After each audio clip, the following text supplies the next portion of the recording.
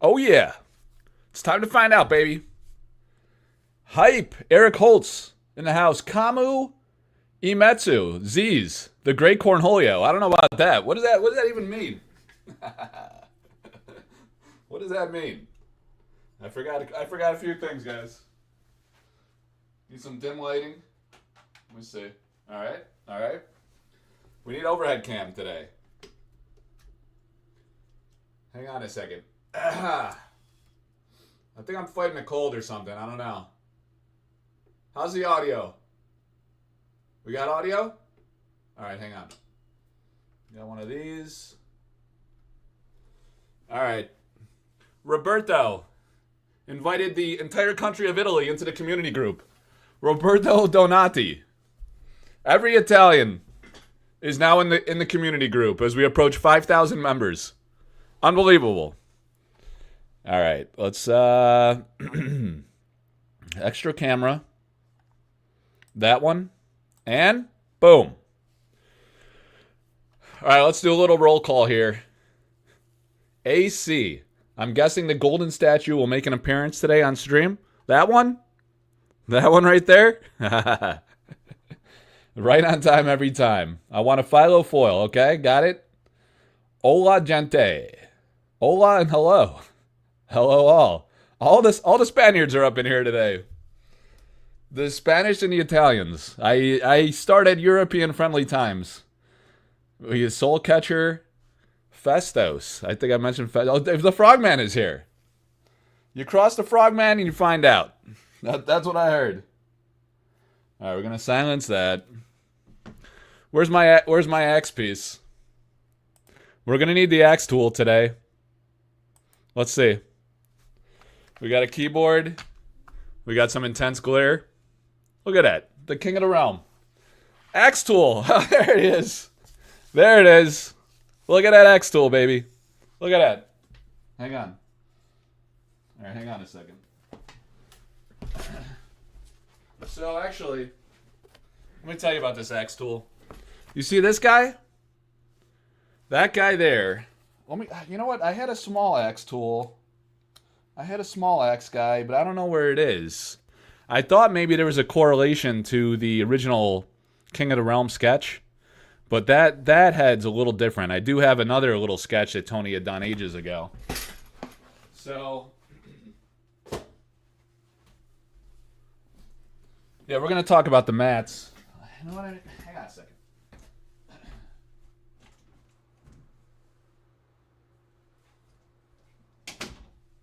All right.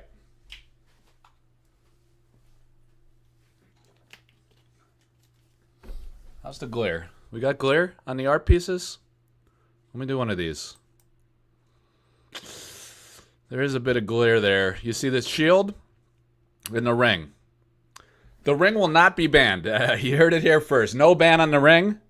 No ban on Chimera. No ban on the Key Thera mechanism.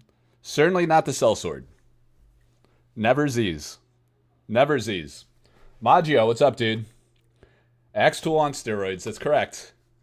So there it is, guys. And you always get, you know, the hidden Easter eggs in Tony's art. And part of that would have been obscured by the text box.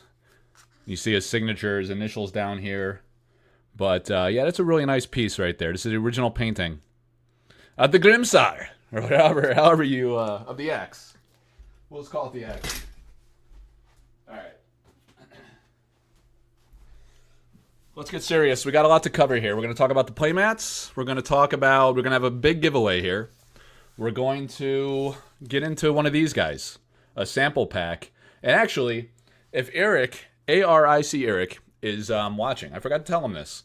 I think what I'm going to do is I'm going to open this. There's the axe tool. I'm going to open this alpha box. Alpha box. You see that? Probably not. There's an alpha logo right there. So we're going to open the alpha box first. Then we're going to open the sample pack. The sample pack, we're going to give away 5 sample cards. Sponsored by Too Fluent, also known as Lewis. And so he paid for 5 cards, 5 of the sample cards. I got a wheel of names. Over 100 people entered. So you went to the Collector Arthouse Patreon. It's linked in the show notes here. And you went there, and there was instructions. It said, Mike likes bugs. Because Lewis is making this new game called Shard Bugs. And he's like, hey, man, how about I buy 5 sample slots? We'll give them away to your viewers. And all you do is you ask them to go join the Discord and say Mike likes bugs in the Discord channel. And then you're eligible for the giveaway. So we have over 100 people on the Wheel of Names. 5 sample cards going to be given away. And then Lewis won the auction for the 2 Nosferatu altars by Leslie Stowe. Leslie Stowe is an up-and-coming artist who is doing sorcery altars. And she did the Death Speaker. Let me zoom a little bit. We got wicked glare today. We got the Death Speaker. And then we have the Seer. This lady's batshit crazy in this movie. I didn't see the movie, but I went to YouTube after she sent these, and this lady was losing her mind. She's a Seer. Prognosticates success, in fact. Apparently success is what she's prognosticating. But these are going to be given away as well from the Wheel of Names if you entered the contest, okay? All right, and they're sorcery cards. And see, Nosferatu, you got the Death Speaker, the Seer, acrylic pen, January 2025, Leslie Stowe. Beautiful work. All right, so Lewis bought those. He's giving those away too. So Shard Bugs. And actually, he also sent these Shard Bug sample cards. Giveaway, it says. So we'll give those away too. If you win the sample card on the Wheel of Names, then I'll also give you one of these Shard Bug samples. So we'll get into that later. But we're going to do the Alpha Box first. But obligatory intro, let's see. So so someone mentioned the community group. So the deal with the community group is we are at 4,800.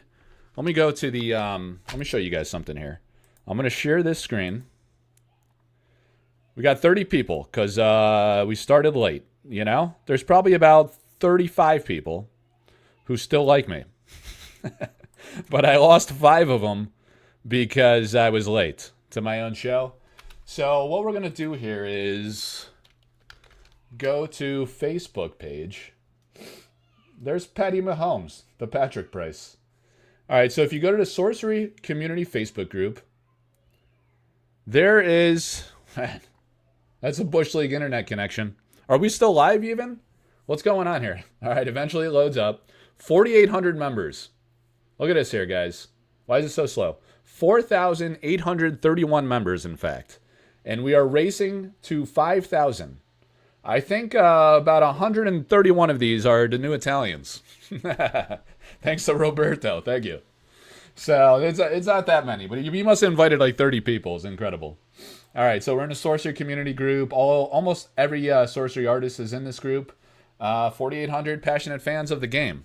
And we're trying to get to 5,000. And when we do, someone is going to win this here foil uncut sheet. I'm going to give away this foil uncut sheet here, guys. It's everywhere in here. See this? Wicked glare. This would be better. Hang on. You see this one? This is a foil uncut sheet. Official uncut sheet from Sorcery. You got several artists depicted, no duplicates, other than the vertical, obviously, but horizontally, a nice panorama on the back. In the back, you have, of course, the spellbook back. All right? So, the way that works, guys, the way that's going to work is you go to the Sorcery Community Group. You see this here? Can you guys, like, actually see this screen, or I got to zoom a little bit? I know this is an older demographic. So, you know, eyesight is fading for some.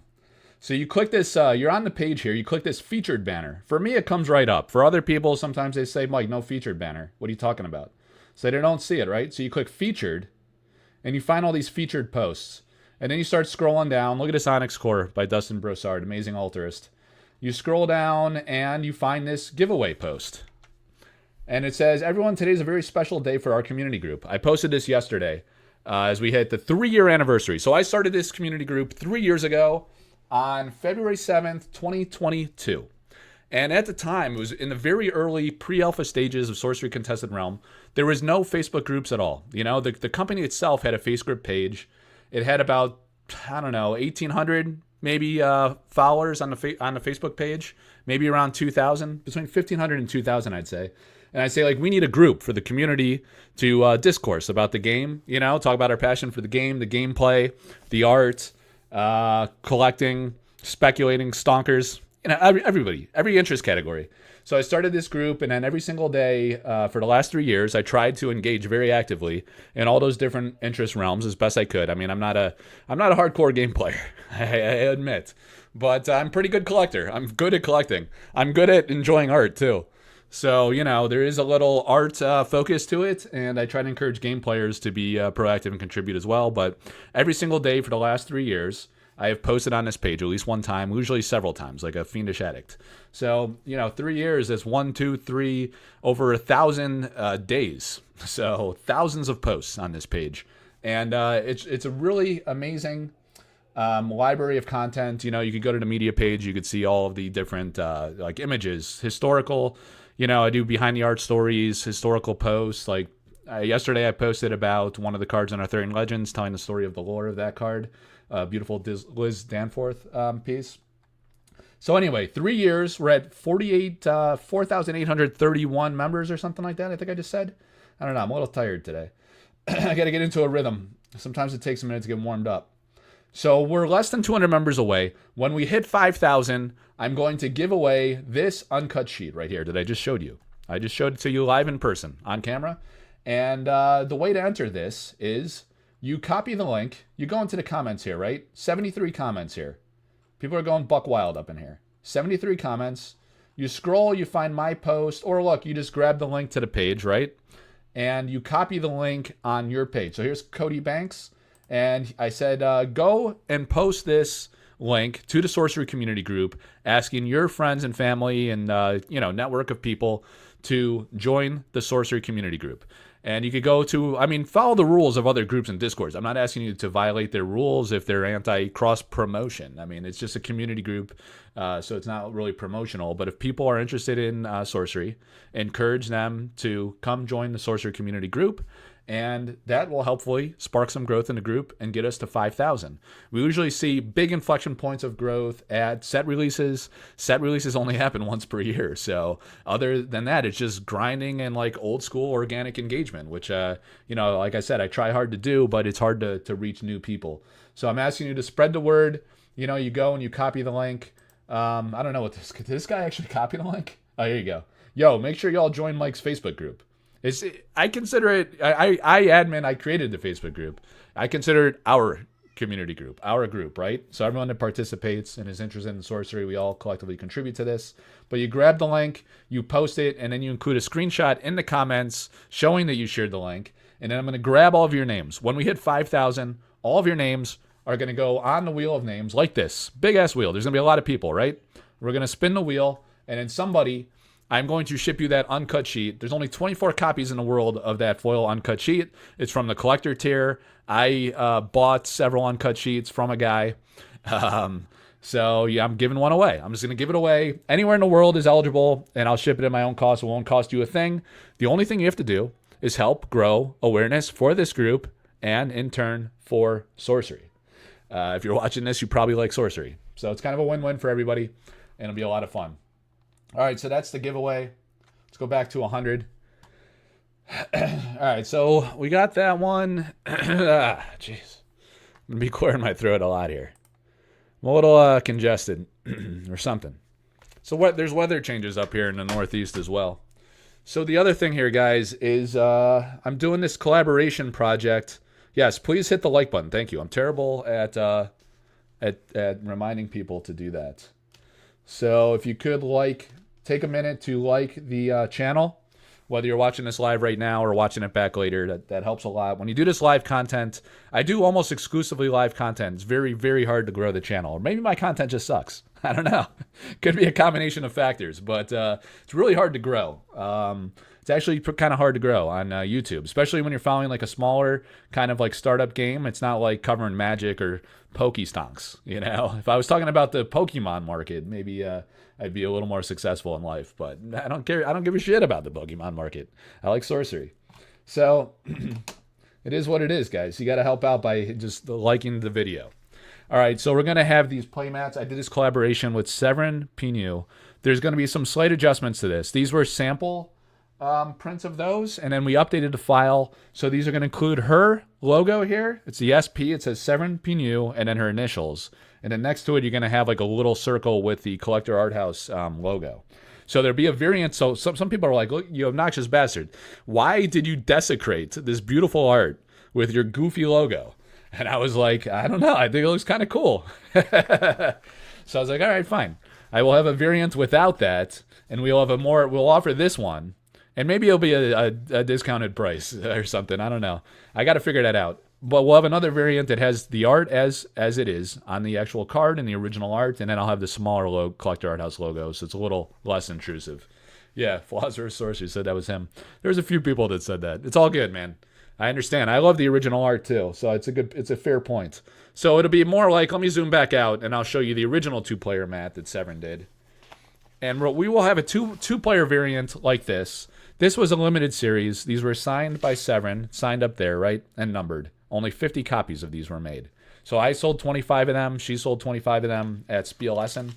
And there will be a 2-player version like this, and I forget if there's a single player or not, but there'll be a 2-player version. It'll have her logo up here, and it'll have a Collector Arthouse logo by the opponent's deck here. Subtle, like this, small.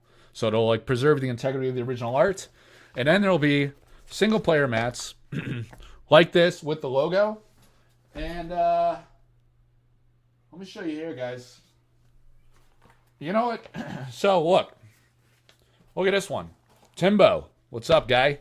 Look at this. Kythera mechanism.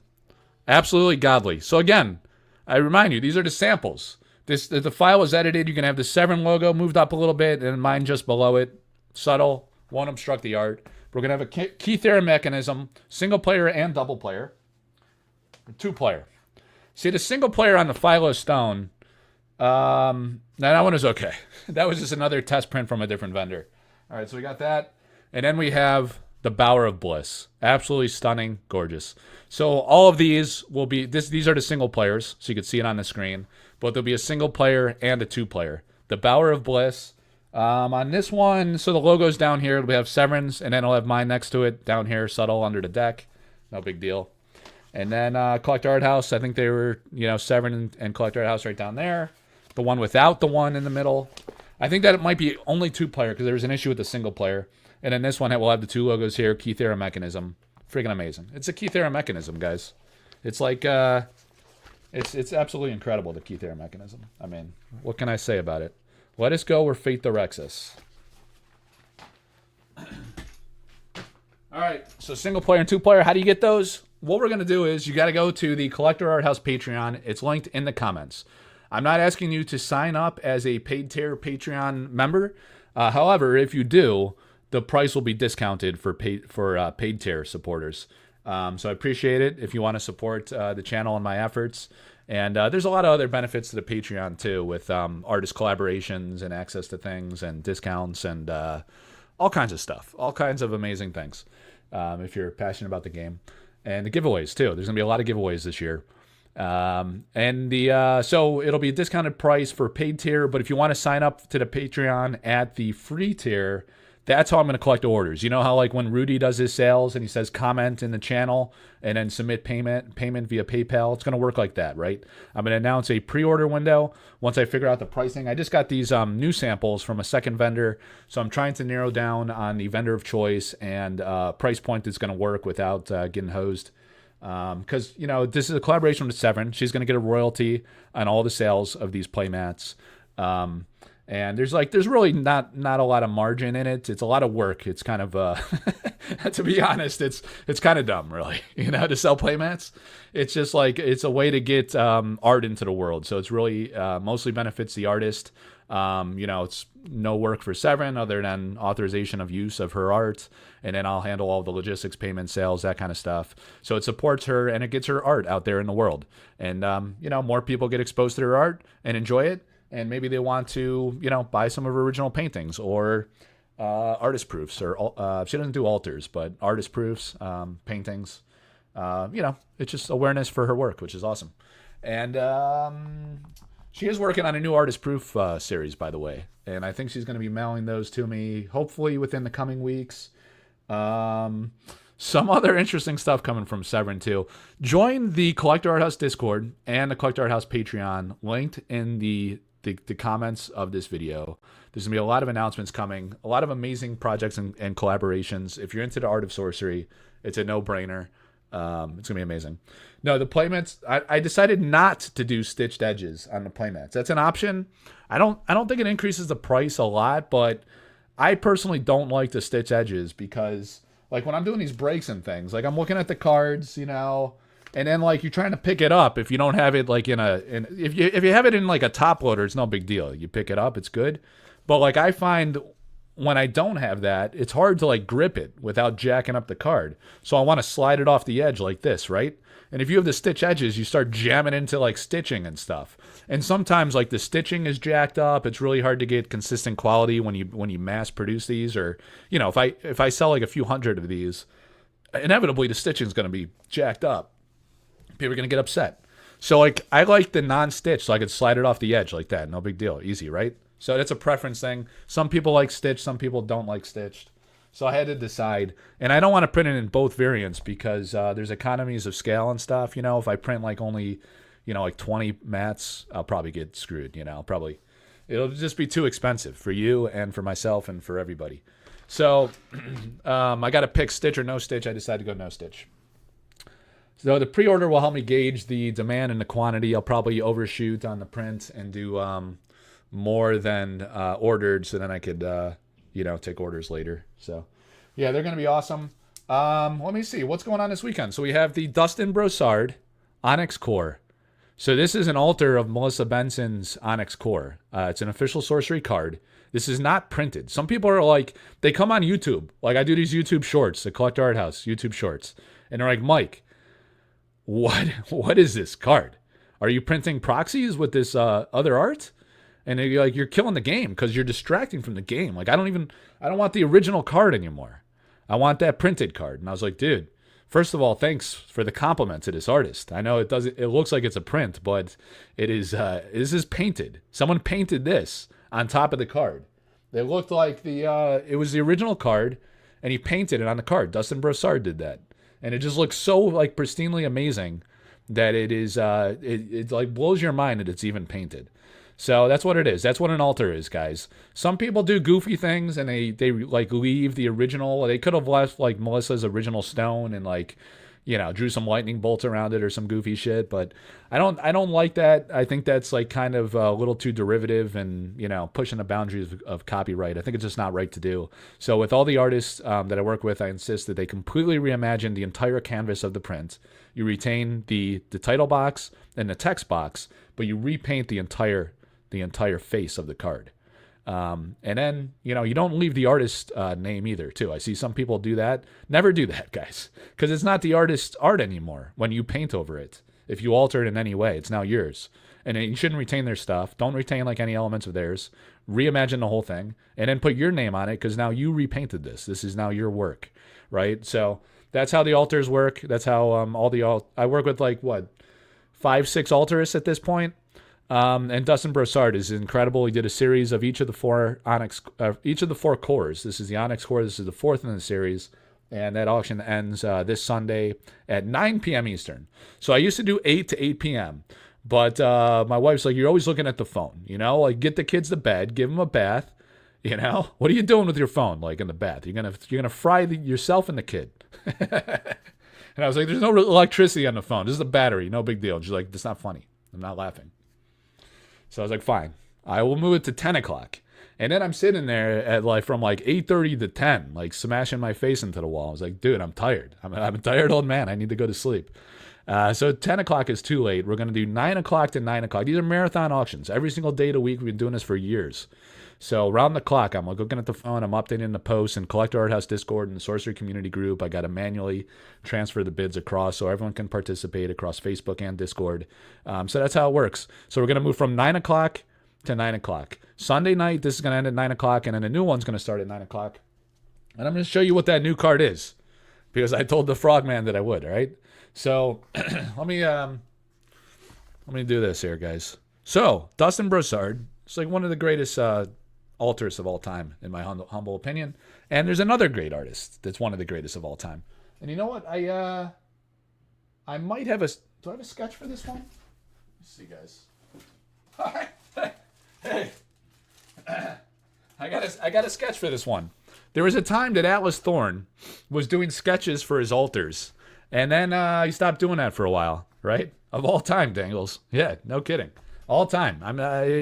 That is no exaggeration. The greatest of all time. So you got Dustin Broussard and Atlas Thorn. This is Atlas Thorn. So there's this image, right?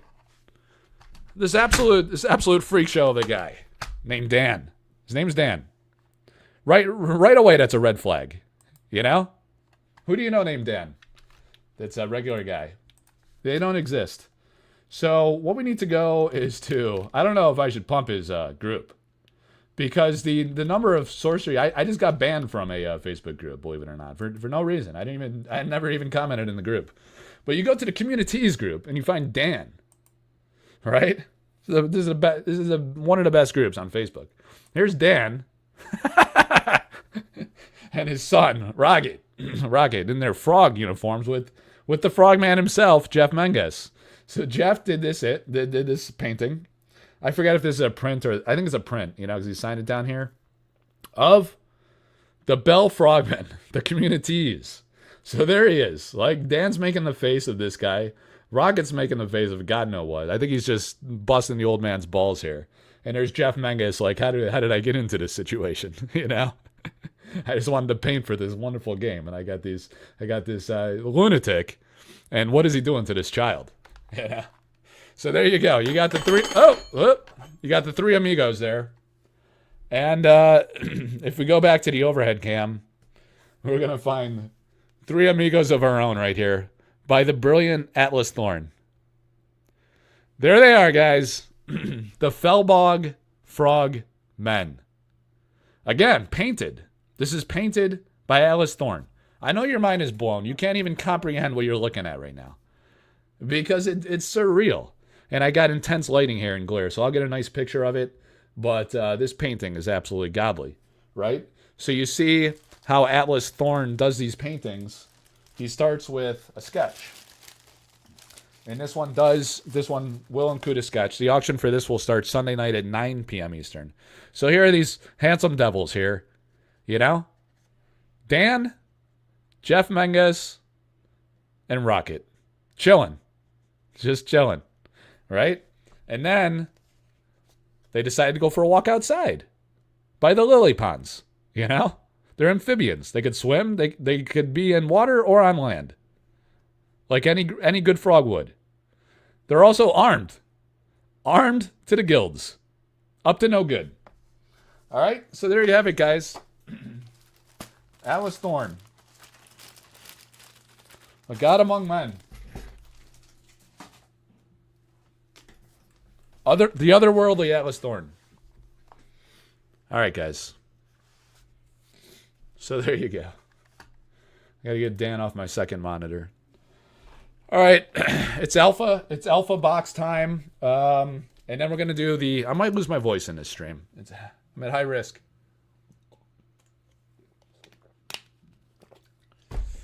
All right, guys, we're gonna survive it. You gotta believe. What we need to do is go to the wheel of alpha box breaks. You got to get the axe tool. Never leave home without a multi-use, multi-purpose axe tool.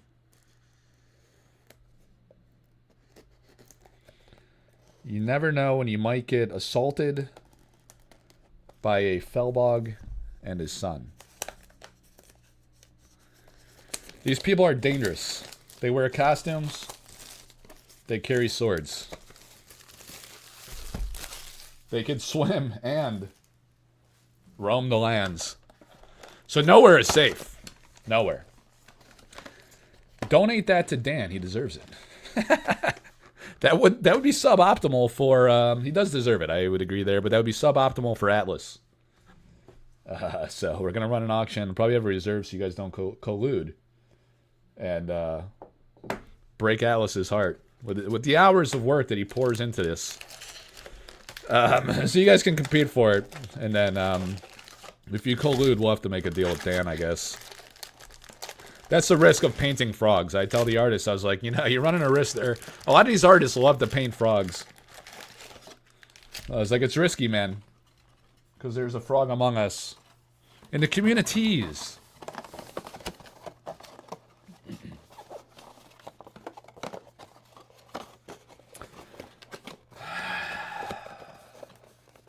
Yeah, you gotta be prepared for those with axe tools.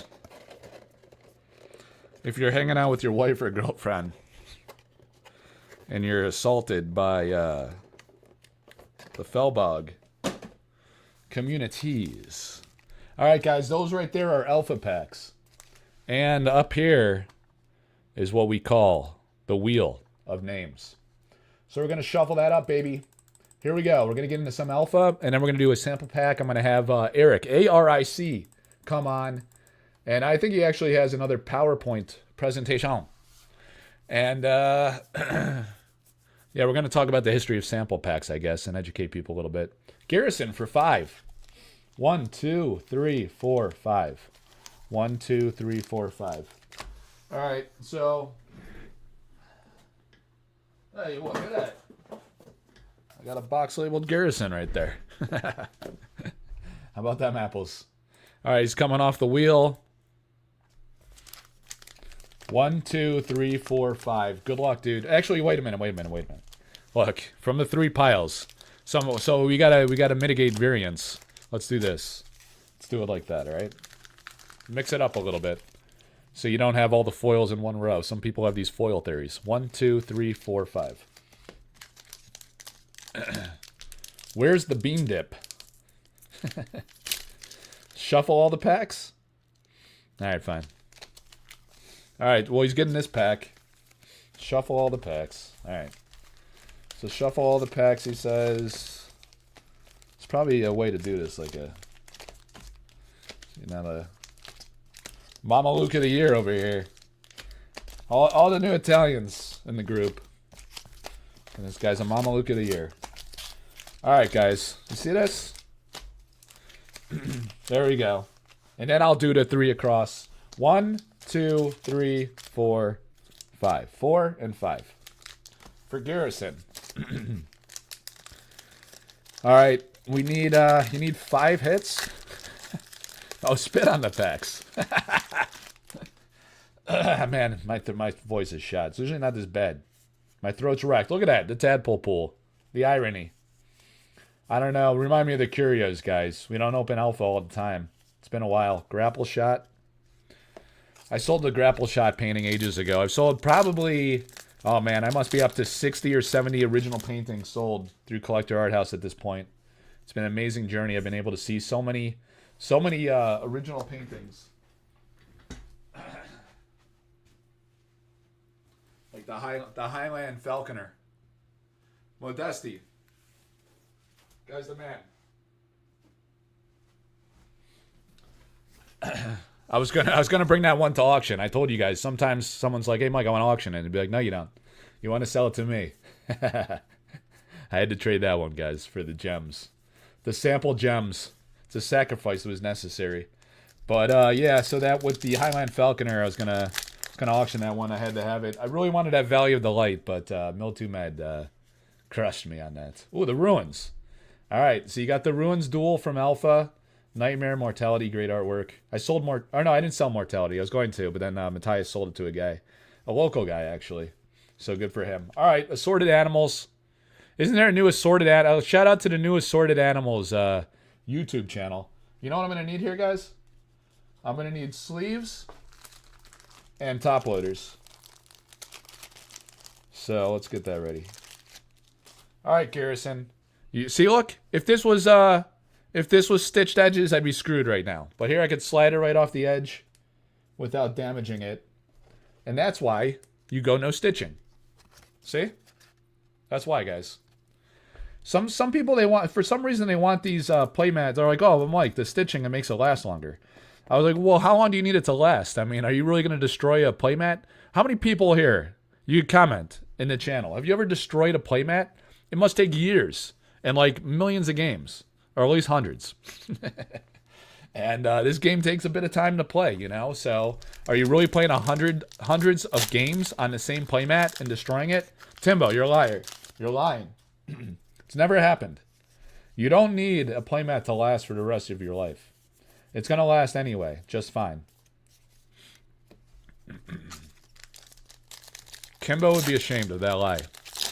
Have some respect. Have some respect in the chat, guys. It's a family channel. Come on. Squirming Mash. Or Mass. I have Squirming Mass. And this is damn. It's crushing on the Vasily. The gnomes. I have a Squirming Mass Spellcraft card. Oh. I actually have this original painting too. I won't grab it though in the interest of time. We got a lot to cover today. It's going to take a while. And I already can't even talk. All right, guys. So we got the gnome. You got two foils there, pal. Five packs, 2 foils. Not bad. One was an elite, no less. The great Vasily Ermolaev. Let's see if do I have those? Let me see. Let me see if I have those. Hang on, guys. All right, Garrison. Fine. Let's put your toys away real quick. Did I miss any good times? Good times is Garrison? I actually didn't know that. Congrats, man. And you wanted me to mail that to the guy, so let me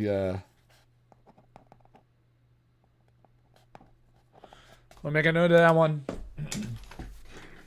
All right, guys. It's my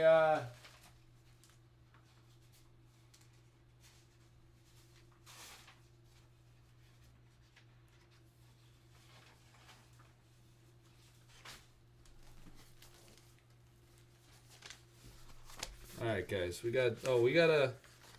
There's a Pietro.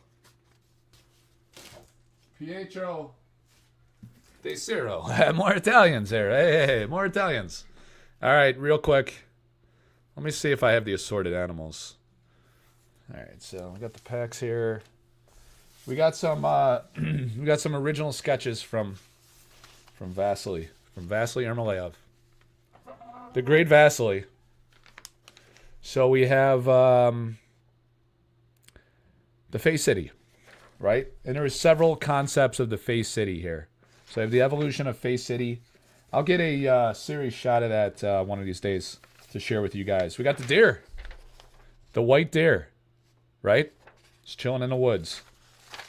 Here we have the battlefields here, right? It's an absolute massacre. The boars. Oh, you know what? I love this one here, too. I forgot if I asked Vasily if that was a self-portrait of himself. But yeah, it's a beautiful piece. I really like that. More boars action.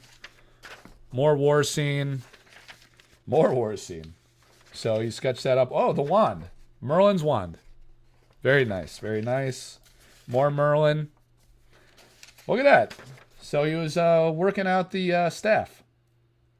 He was working out the details of the staff. And the boar, skulls, Easter egg, under the text box, becoming more of a thing. Oh, that's not the boars. That's the, oh, look at this, Crossroads. That's a beautiful artwork, too. The final finished product. Squeakers. Yeah, good call, Dan. You would know that, wouldn't you? Squeakers. All right, guys. Back to your regularly scheduled programming here. You never know what tangents we might go on here. We're waiting for Eric to wake up. ARIC. Another spin of the wheel. All right, it's a good start. We got 2 foils. We got an elite. We have Miltu Med. Miltu Med. Ripped my soul out by winning that Valley of Delight. My master plan is what it was not going to hit reserve, and I was going to buy it. 1, 2, 3, 4, 5. But now Miltu Med owns that. And I might never will. All right. Here we go. Gotta go max zoom. Kevon. That's what he calls his girlfriend and his wife. Squeakers? That sounds offensive. Is that a... oh, that is the water. I thought it was a grid line. You seeing all this? You catching all this? I'm just trying to find the goods here. Foils, curios. I did pull a... what curio did I pull on the channel, guys? Do you guys remember? Can you type in comments what it was? We got a winner here. Oh! The Avatar of Water, baby. Wow. Oh man, that's beautiful. So in the Kickstarter campaign, wow, that's a big hit, man. You just made your money back. I sold these packs like stupid cheap. So that is a grand slam. You profited. On 5 packs, you just profited there, pal. That's big. What a gorgeous, stunning foil and beautiful card. The Avatar of Water. Who was this for? Miltu Med? Miltu Med. I don't think he even paid me yet. I think he's the last guy to pay. I should just tell him, I'm sorry, man. You didn't pay. You didn't pay. Hey, people say I'm a scumbag. So I'm sorry. I just gotta sustain the reputation here. The haters want to slander me. So, you know. No pay, no water. Nah, Miltu Med's the man. I didn't want to shake him down after he just won the Valley of Delight for $8,000. I was like, I'll hit him up later. And who knows, maybe I'll pull Avatar of Water and just screw him over. Mill is the man. You're going to get that one, Mill. You're going to get this one, and you're going to get the Valley of Delight. And I'm not going to talk to you for 2 months. I'll be salty. I'm childish like that. I get upset. Look at that. Look at the lighting. I get upset. Painting for the cards? There you go. I like that one, Daniel. That's a good call, man. What's in it from... Oh, a courtesan dice. Ah, man. I don't know. This is a family channel. I don't know if I can show that one. Ah, jeez. Look at this guy. Just absolutely crushing. And he gets a foil in the pack. Look at this guy. Boss Troll? No curio. Never lucky. So he gets an ordinary. He gets the Avatar of Water. He gets the courtesan. Guy's absolutely crushing. 5 packs. There's a 5-pack minimum when I do this. Because I don't want to ship things to like 100 people. There's 39 packs in these alpha boxes. Imagine if I had to like print 39 labels. I'd never see my family again. It's bad enough they got to look at my forehead all the time when I'm looking at my phone 24/7. I at least got to be in their presence every once in a while to keep the family together. All right. Miltu Med has the best luck with box breaks. Kevmo, what's up, dude? That is true. Hey, did you guys post that we're live right now? You should post it in that Bugs Discord. Shard Bugs Discord. Check it out, guys. Oh, look at this guy. A unique foil? Ian Miller? Come on. The Geistwood? Jesus. The guy didn't pay. These are all my packs. These are my 5 packs. He didn't pay yet. You got to pay before the break. Otherwise, I decide, baby. I decide. If you want the cards, no problem. I trade you the cards for the painting. They're my cards. Until they leave the art house, whose else would they be? What a stretch of 5 packs. The guy said shuffle. This wouldn't have happened if he didn't say shuffle. Who was the guy that said shuffle it up? He said shuffle the packs. So I stopped the show. I shuffle the packs. And then Miltu Med takes home the whole box. Unbelievable. Ridiculous. Wicked Witch.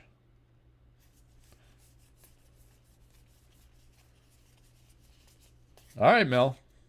Not too shabby. I slid it off the side because there's no stitching. So he gets in 5 packs, he gets the Avatar of Water, the Geistwood, the Land Surveyor, whatever, and the Courtesan. Not even going to correct it.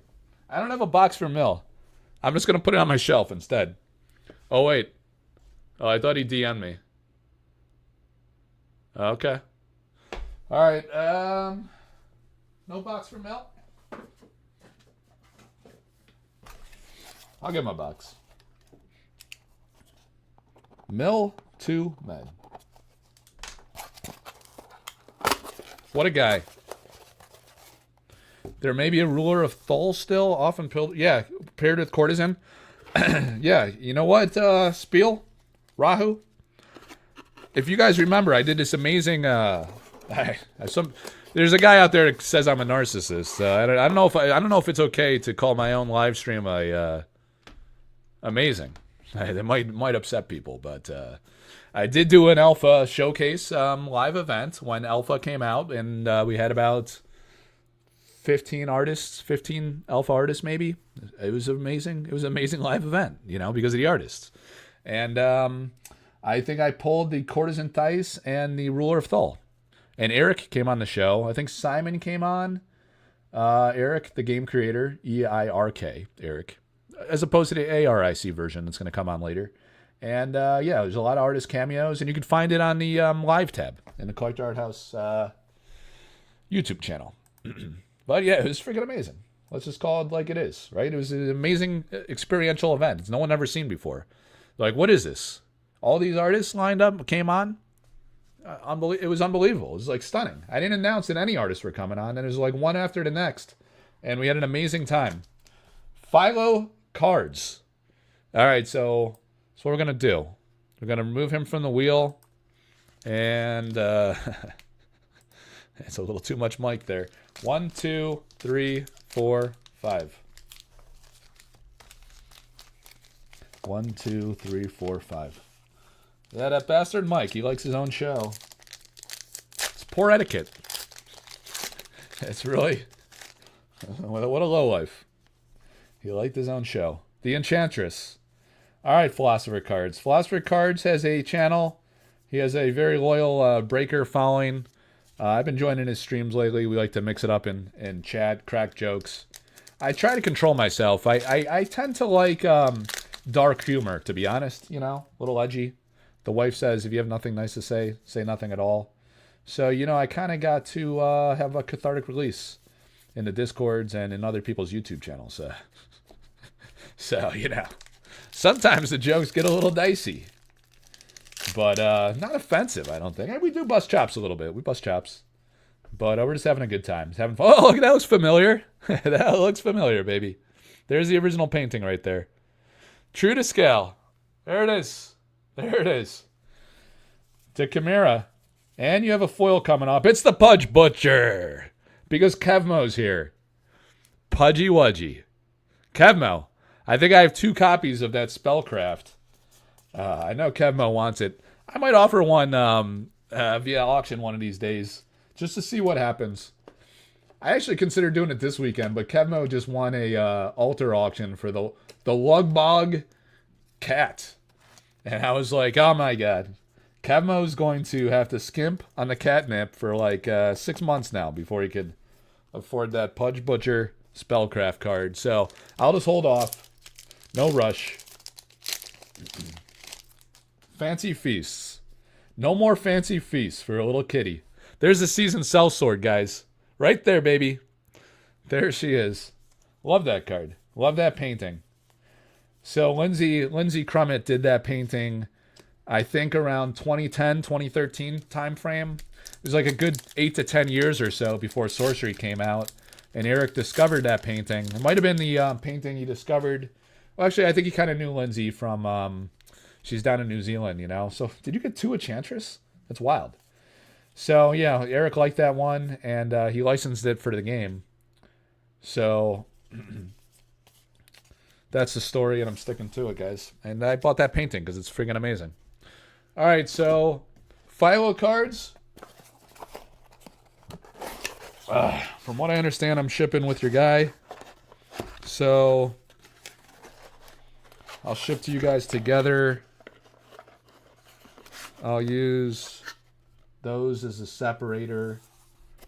And how can I do this? I'm going to put... I'm going to open... Wait a second here, guys.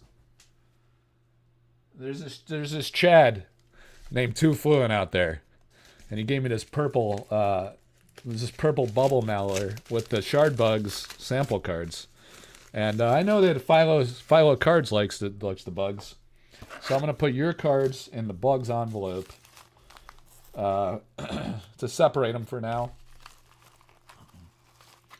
I'm gonna gently slide them in there. Get your mind out of the gutter, Dan. Pervert. Absolute pervert, this guy. All right, so you got the purple envelope and the Pudgy Wudgy. That's you and your boy. All right, who's next? Okay.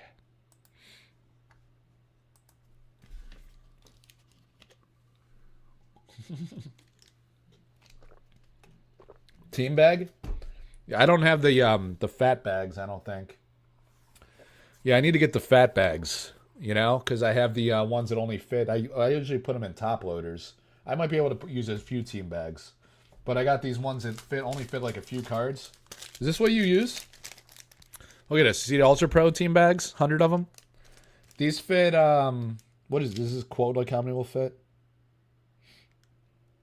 It probably says like 10 raw or something. I don't know. I usually put like 1 in there when I sell cards via auction. Jeff Toogie. Oh, they fit 50? Oh, shit. All right. All right, man. So I'll probably, in a couple of team bags, I could fit those for you. All right, yeah. Learn something every day. Good. Jeff Toogie. 1, 2, 3, 4. I'm gonna give Jeff this little brown box.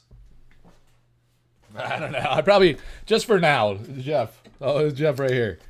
This is, so when I sold artist proofs for Elvira Palakowska, and she set them in this nice thin box. You see? Very nice. So you only got 4 packs.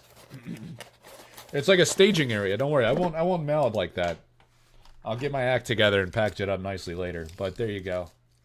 It's for a whole team. Oh, that's sports cards lingo. Hey, what do you know? All right. 50 people on the team, is that right? There's like 3 guys in the chat that's ever played a sport in their life. 3 guys. They're like, what are these sports? Roberto Donati's like, what do you mean in these sports? We play football. Only football. You silly Americans with your baseball and your other Fugazi sports. A bunch of Fugazi sports. Kimbo, yeah, that's right. We got Kimbo's son Timbo up in here. Oh, look at that. Beautiful Oasis. I have an amazing Oasis altar from Marta. Maybe we'll run that one this week. It's freaking gorgeous. She's such a great artist. I don't know, man. Jeff Toohey? You're down to 1 pack here, buddy, to salvage this thing. It's looking weak. Yeah, I'm putting thoughts in Roberto's mind here. He plays tennis, actually, he told me. So, I don't know. I didn't know that was a thing in Italy, to be honest. I never seen an Italian play tennis. All right, guys. You got, let me see. I don't want to count the cards, but I kind of want to, like, team bag test this, baby.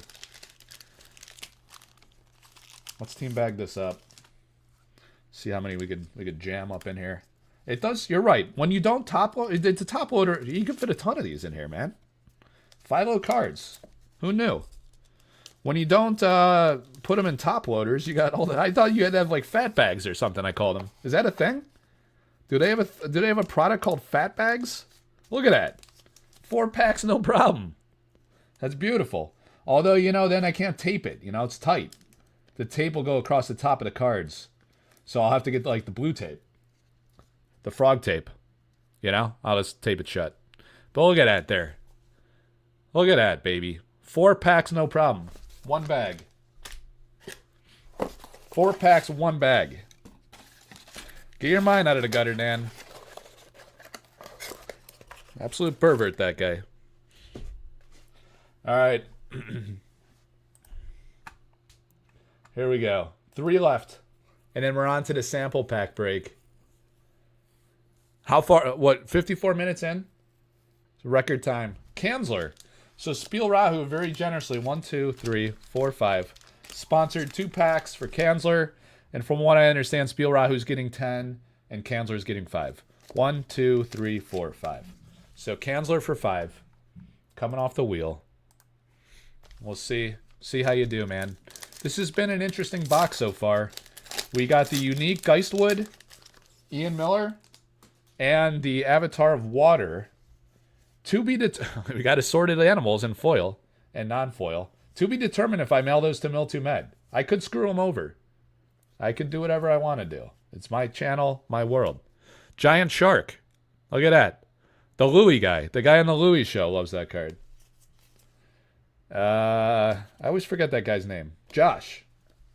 From the Louie show. Giant Shark. There it is. You could sell that to Josh for $4,000. $4,000 at least.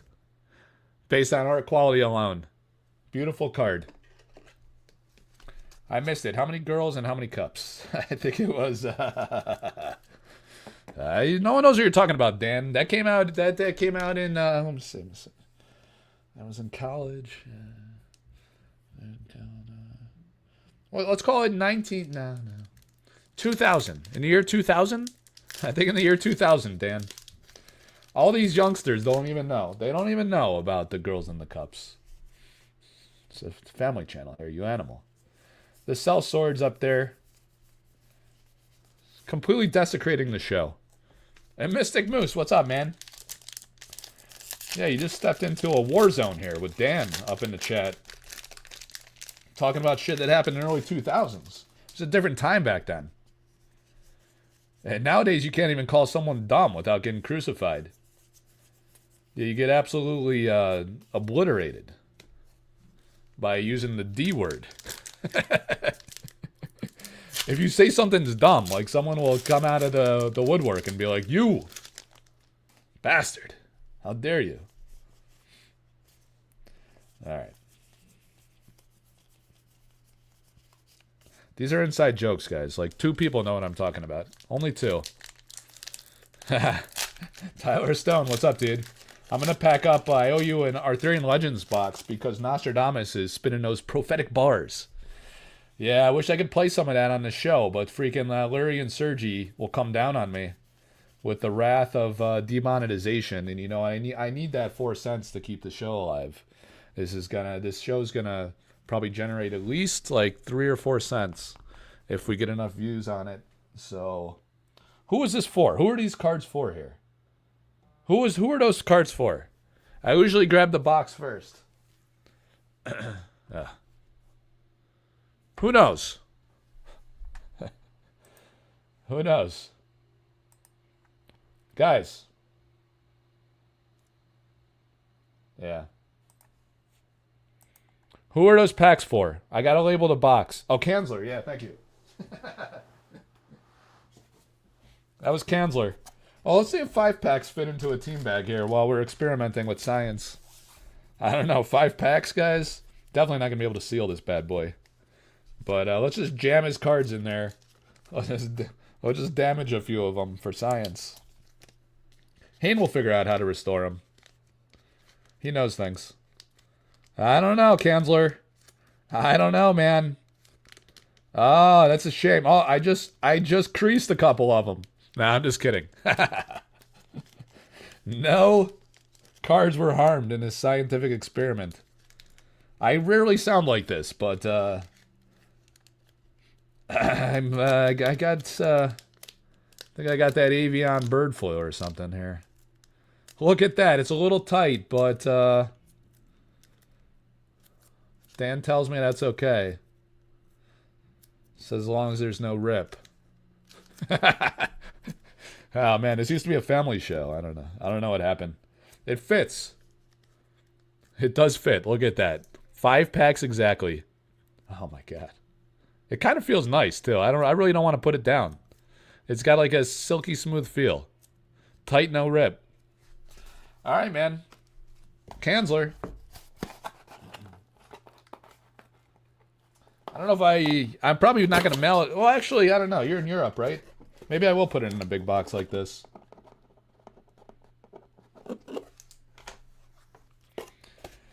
Good. Good for you. You got the giant shark. So far, I'm the big winner because Mill didn't pay yet, and I'm going to steal his cards. So everyone else, stuff. It's been a tough night. It's been a tough day. We're just getting started. All right. Skemp and Spiel Rahu. Skemp is the big Frazetta fan. So we've actually pulled the Courtesan, and Spiel Rahu says we're going to pull the Ruler of Thol. But he might rip Skemp's heart out here because he's getting 10 packs. 2, 3, 4, 5, 6, 7, 8, 9, 10. And then we have 5 for the Frazetta man. All right, Spiel Rahu's coming off the board. You guys can remind me later who I'm opening these packs for. 1, 2, 3, 4, 5, 6, 7, 8, 9, 10. All right. Roberto Donati. Depende de lo que propaganda. Pero como él dice. Los que pagan tienen mejor privilegio porque se les avisa primero y hasta a veces da un descuento. You didn't see that one coming, did you guys? I am very fluent in Spanish and other planetary tongues. No Gridlord today. No Gridlord, in fact. That's a shame. I asked for this pack.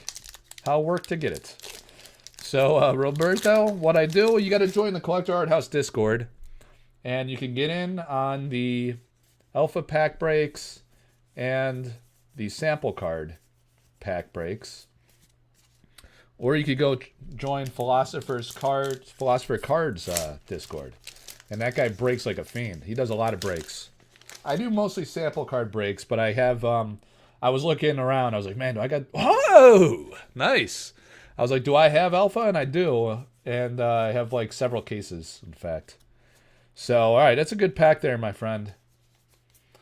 So, yeah, there'll be more Alpha breaks. There'll be more sample pack breaks. In fact, I think I sold half of the next sample pack break. So I'll open up a new channel for that, guys, in the Collector Arthouse Discord. Also, make sure you join the Collector Arthouse Patreon, at least at the free tier, to get some big announcements coming on how to get the playmats, the Severine Pineaux playmats. If you're just joining the show, we're going to have playmats of the Philosopher's Stone, the Bower of Bliss, and the Key Theorem Mechanism. And I think most or all of those will be available in 1 and 2 player variants. And after I lock down pricing and which vendor I'm going to go with, I have samples from both. And they both look great. I do prefer one over the other, but I need to get some more information on pricing before I can launch that pre-orders. I'm hoping I'll have that. I'm hoping the guy will respond to me this weekend, but if not, maybe Monday. And then I'm going to open pre-orders for the playmats, hopefully within the next week. So please join the Collector Arthouse Patreon. At the free tier at minimum, you'll get that announcement. And if you want to get a discounted price, I do discounted price on a lot of stuff. So the membership for the Patreon basically pays for itself as long as you're buying anything sorcery. I sell sealed product. I sell breaks. I sell Bedrock, man. It's beautiful. I have a lot of exclusive artist collaborations and limited series things, embellished prints, all types of stuff. So just sign up at the paid tier. You'll get your money's worth if you're going to be into sorcery at all. And you'll see all the announcements, and you'll see the launch of that sale. I'll try to price it reasonably, but I don't know. I got to factor in like shipping and print cost, royalty to Severine, who's going to make a certain amount on every single sale. So, how many playmats can I get for a Lugbog cat? He says. You want to give up the cat already, Kevmo? Come on now. Come on now. I must be getting a cold, guys. Roberto Donati, el link de su cuenta de Patreon está en la descripción. There you go. I read it to him. He knows now. Yeah, join the Patreon, Roberto. And please tell everybody in the country of Italy to do so as well. Tell them to go see my boy, Andrea Modesti in Pavia, Italy. And when you see him, you tell Andrea that el link de su cuenta un Patreon está en la descripción. All right? You tell... Yeah, Andrea might look at you cross-eyed because he's not into this Spanish stuff. He's a true Italian through and through. He speaks only Italian, and Google Translator is a second language. The guy's amazing. He's a god-tier artist. Edge of the world. You're getting some really nice cards here, Spielrahu, but only a couple foils so far. I guess that's not bad for 10 packs. That's pretty solid. I had no idea that half the show would be in Spanish today. It's a Spanish language channel, actually. Oh, another... Did you get 2 freaking cores? No, you got a mix and a core. The Ruby core. Wow, nice, dude. All right, you did all right. You did pretty damn well. I think I'm underpricing Alpha, by the way. I did $30 per pack like a moron because I just wanted to get it sold. I wanted to do something fun. I wanted to talk about sorcery. I wanted to create some action and entertainment while it's been a little quiet around the game. It's a lot of fun to get together. We got about 40 people consistently here today. We're going to have some great giveaways coming up later in the show. So I priced it aggressive AF. Aggressive AF, baby. And yeah, whatever, you know? I don't need to like get rich off a break. There you go. You got a Ruby Core Mix Air. It's not like I'm doing breaks all the time. It's kind of like a novelty to do Alpha. I do it every so often. I probably average like a box a month or something. But I do have several cases, so we could do more. It's just a matter of interest and comes down to time and interest, really. Look at that. Ghost, it says. Fix that. Fix that right up. So that's going to be Spielrahu. You did all right, dude. 10 packs, $30 a pack, $300. And you got a Ruby Core, a Mix Air, Bedrock, Holy Ground, and a pile of toys. And a pile of toys. That's a good price, Timbo? Yeah, I think it is a good price. I mean, I remember I was doing breaks for like 40 plus a pack at peak. I think some of the other guys are doing like 35 maybe. Something like that. I do have a 5-pack minimum because like I say, I don't want to be going to the post office with a trunk full of Veblen goods and getting a stink eye from the post office lady. You know? I want to give her like 5 to 8 packages and not 39. That's just how I roll. You know? So it's a little more expensive. 5 times 3 is $150. No big deal. It's no big deal. You can do it. In 5 packs, you could end up like Miltu Med, who gets robbed live on national television. And I just confiscate his entire haul. Who was that last one for, guys? I just, did anybody see that? I just closed the page before I mentally processed who this is even for. Who's still left? Who are these 5 packs? Oh, it's Skemp. Skemp, of course. Okay, you guys distract me. Talking about the post office lady. The post office lady gets me going every time, guys. All right, Skemp. I don't know if I'll ship it in this, man. 5 packs. You don't need a big old box like that, right? This is like, what is this? 350 count. 330 count, in fact. Who's counting now? 1, 2, 3, 4, 5 for Skemp. We're still owed the Ruler of Thol, is what I'm told. So, there should be a ruler in these 5 packs. If the collation aficionados are correct. I think, do I have a, no, I don't think I have a, I think I have a Riptide altar from Marta. No Junker Curio on this one, guys. No Junker Curio. Those trolls, those Those son of a bitch trolls. Ruler of Thol, not guaranteed, but often paired. Yeah. I don't think it's a guarantee. Boneyard. Unique. Okay. Very nice. Skemp. Come on, Skemp. 3 left. 3 packs left. Hey.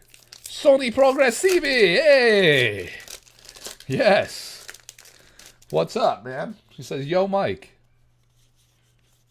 Oh, look at that. The smokestacks. I think I did a behind the art feature on the collectorarthouse.com website on the smokestacks ages ago. Sony Progressivi. Oh, couple of trolls in there. I got double trolled in that pack. Dangle says, you got to work on that, Mike. Think you remember 2 out of 5. Yeah. The short-term memory, man. It's not top notch, that's for sure. How about it, Skemp? Oh man, Spiel Rahu called it, baby. There's a double Frazetta box. The Ruler of Thol. Yes. Oh man, I'm happy for you, Skemp. Skemp loves Frazetta. Skemp, you're the man, Skemp. I love Skemp. And you get an elite foil. For double your pleasure, baby. Get your mind out of the gutter, Dan. Absolute savage, filthy animal, that guy. That is a beautiful foil. I remember this one. The blues on this one. Look at that. You catch it on the right light. Awesome, dude. The Ruler. Such an epic artwork. I'm pretty sure Philosopher Cards pulled like a 4-cent copy of that from the Frazetta art packs at Sorcery Con after party. Yeah. I might have, do I have one of those? Do I have some Frazetta packs? Did I open all the Frazetta packs, guys?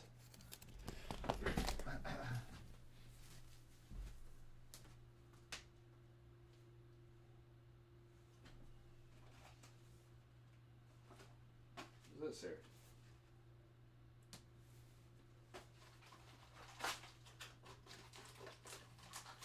A couple packs of these. Frazetta? Frazetta? Frazetta? Frank? Frank? Couldn't find him, guys. Tomorrow's Frank's birthday, guys. We're gonna open a Brom pack here for Skemp. There you go, Skemp. Gerald Brom, baby. You guys didn't see that coming, did you? These cards kind of stick together, probably because they've been like jammed in here since 1993. Look at that. I don't know, man. Maybe I shouldn't mix these with the sorcery cards, but we're going to look at some Brom art here. Gerald Brom, produced by FPG. The Bloodweaver. All right. Brom's the man, guys. Hang on. What's up with these cards? It's like, they stick, baby. They stick. It's the lamination or something. Maybe I shouldn't have wasted time like this. It's a big time sink here opening the Brom cards. You can't even peel them apart. Oh, this one's inverted. It's Miss Muffy. That sounds wrong. That doesn't sound right. I don't think you should say things like that on YouTube. It's a beautiful woman, though, that Miss Muffy. Look at this dragon. The Underlord. I think that's what a couple guys on Facebook call me. I'm pretty sure that's my nickname out there on the interwebs. Look at that. The Weird. That's what the other 3 called me. I'm on fire here, baby. I got my entire hater base here. Dominator 2. There you go. That's what my mom named me when I was born. Not Miss Muffy. She spared me on that one. She was like, Mike, we're going to call you Dominator 2. That's why the guys call me a narcissist. All right. Pittsburgh, Pennsylvania. I don't want to open another one of this. It's taking too much time there, Skemp. You're gonna get 1 pack of Brom cards. The Battle Mage. I couldn't find the Frazetta cards. I must have opened the full Frazetta. Oh, you got a Vile Imp. Look at that. All right, you got 2 Frazetta cards there. The thing is now, you got, what, 5 packs? So I'm going to have to desecrate one of these cards if I stick them to the... I'm going to sacrifice a Boss Troll to put your Frazetta cards in a team bag. And, you know what? I'm going to team bag it up later, though. I'm just going to put this shit in a box, and then we'll worry about the shipping details later. But you got the Unland Angler and the Ruler of Thul. Just like Spiel Rahu said we would. That's amazing. Unfortunately, I can't pull out a Frazetta painting. Be better if I could. But I cannot. All right. So we got a Brom pack over there. We got some bags. Might need more bags. What else, guys? We need a sample pack. It's sample pack time, baby. Sample packs and giveaways. Altars. We're going to have some Shardbug Pro sample cards. 1, 2, 3, 4, 5. We're going to have 5 Sorcery sample card giveaways. So that there's going to be a giveaway of 5 sample cards. And those 5 people are also going to get a Shardbug sample card. This game's coming out. When's it coming out? 2 Fluent, are you out there, dude? Or Kevmo? When does this game come out? I know these sample cards have been very exclusive and high demand. Selling fast. So that's 2 Fluent's game. Lewis? Yeah, we need Eric. Is Eric out there? Let me see. I'm going to find Eric. Don't worry, guys. ARIC is coming.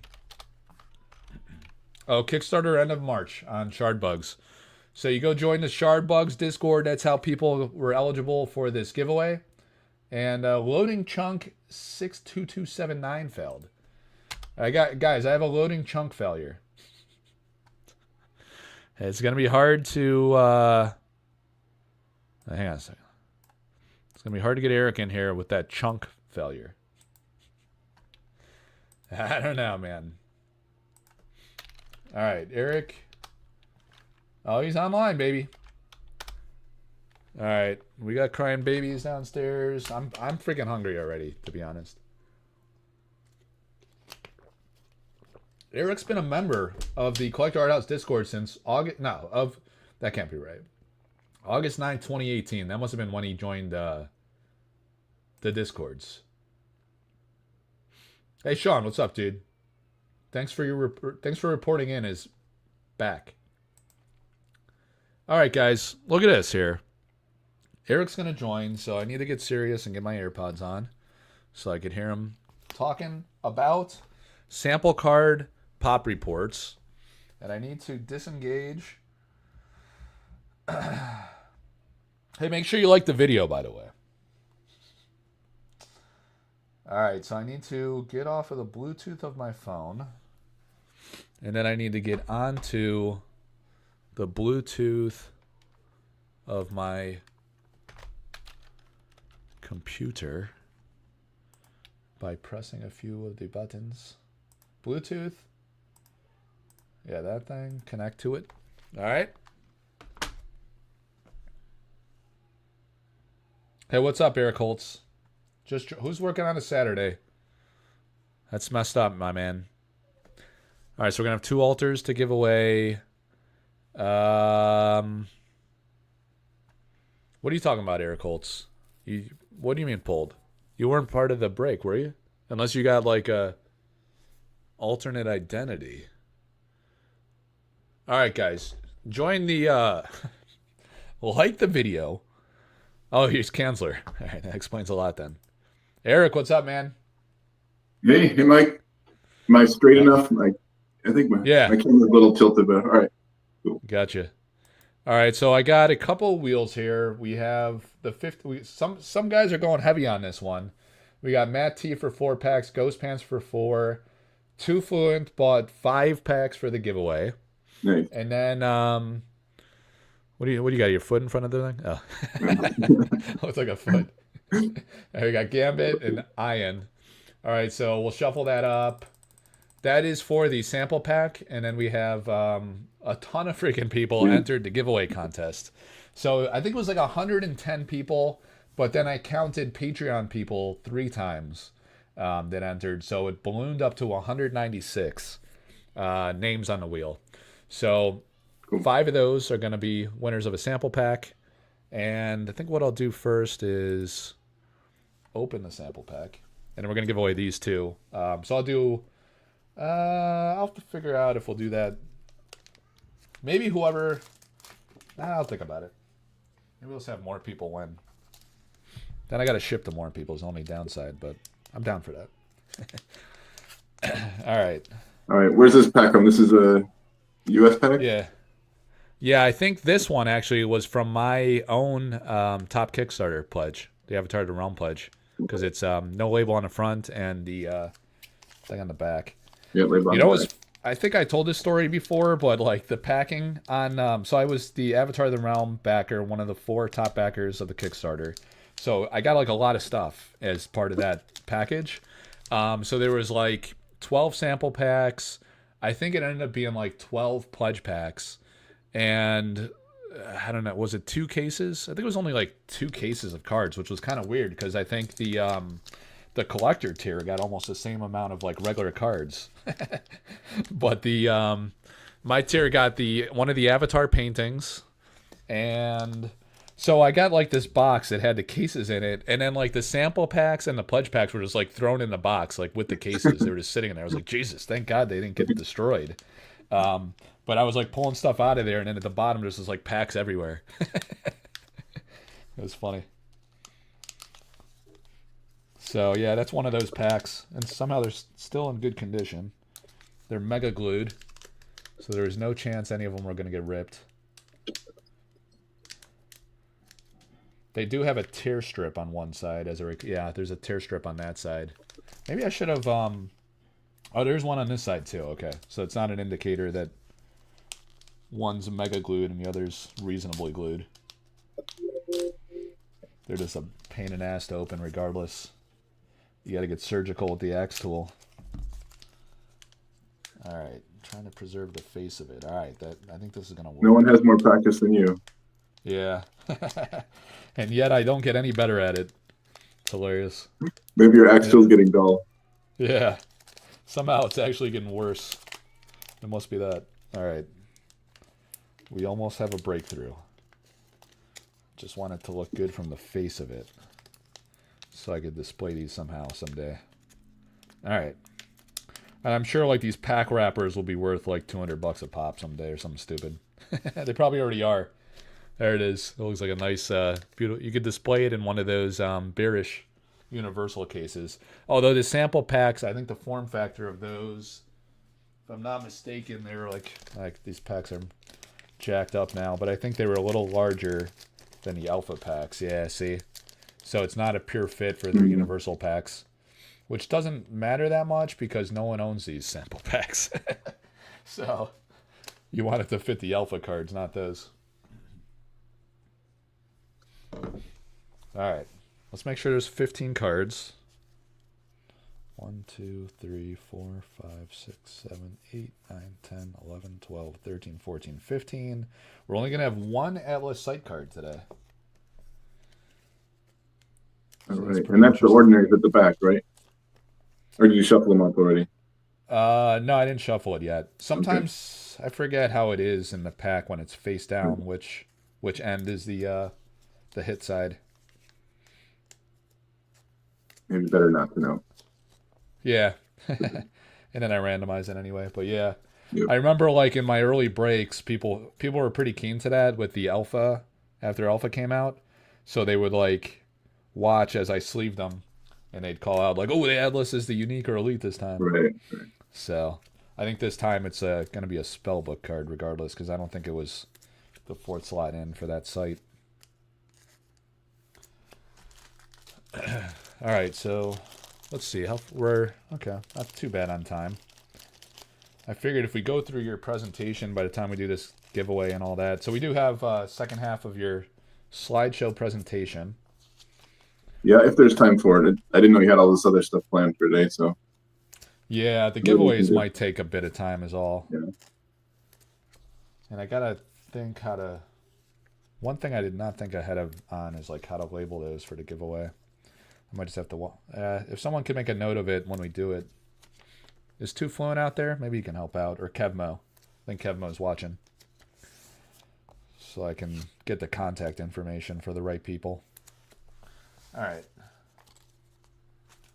So we got those. Eric knows frogs can beat wolves. I don't know, man. I heard the frogs lost last night. Is that right? I saw the picture of you guys at the... where do you go to? Do you go to an LGS or just like a bar or something? Excuse me.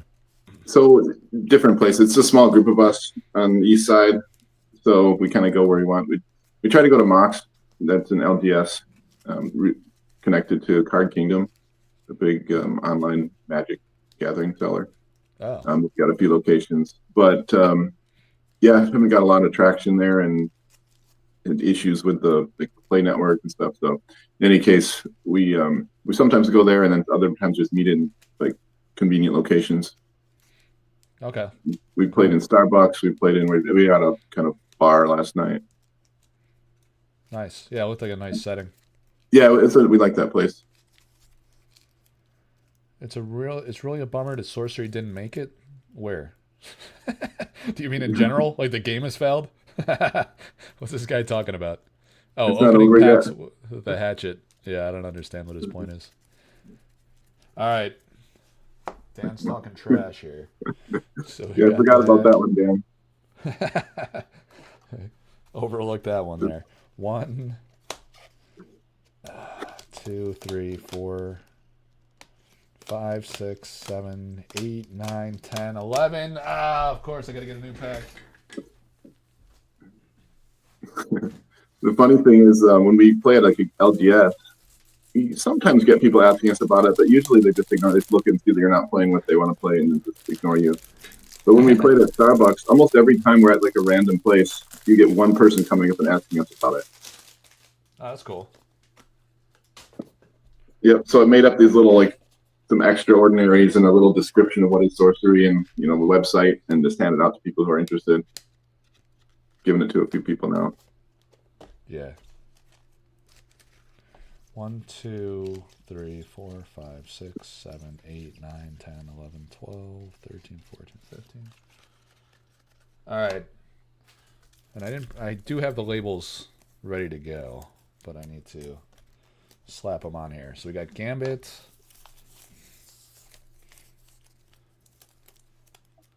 Ian, what's up in the chat? We got oh, Jen, what's up, dude? We got Ugandan Knuckles. I think this guy's in Jurgen's Discord, and Jurgen's like a super nice guy, and this Ugandan Knuckles acts like a decent normal guy in Jurgen's Discord, but then he like comes in here and he's like, "Oh, sorcery's dead. Metazoo's awesome." I think he was talking about Metazoo in the early days. I think he must be a magic guy if he's following Jurgen. Jurgen does magic and sorcery, so he probably heard about sorcery through Jurgen's channel. And just doesn't like sorcery, I guess. Habibi. Free Palestine, he says. All right. It's a political YouTube channel. All right, Matt. And religious, maybe. Matt T. Make a little sign, says Tyler Stone. Bots in the chat. You made it when the bots show up. I'll call Ma after the show and tell her, hey, I made it. We got Knuckles up in here and the guy from Palestine. All right. I got a few labeled giveaway. 5 of those. Oh, almost there. Son of a... All right, and one more for the giveaway. Good to go. Showtime, baby. From 2 girls, 1 cup to politics. Covering all bases here today. All right. We're at 47 people. Video. 2 girls, 1 cup. The original reaction video.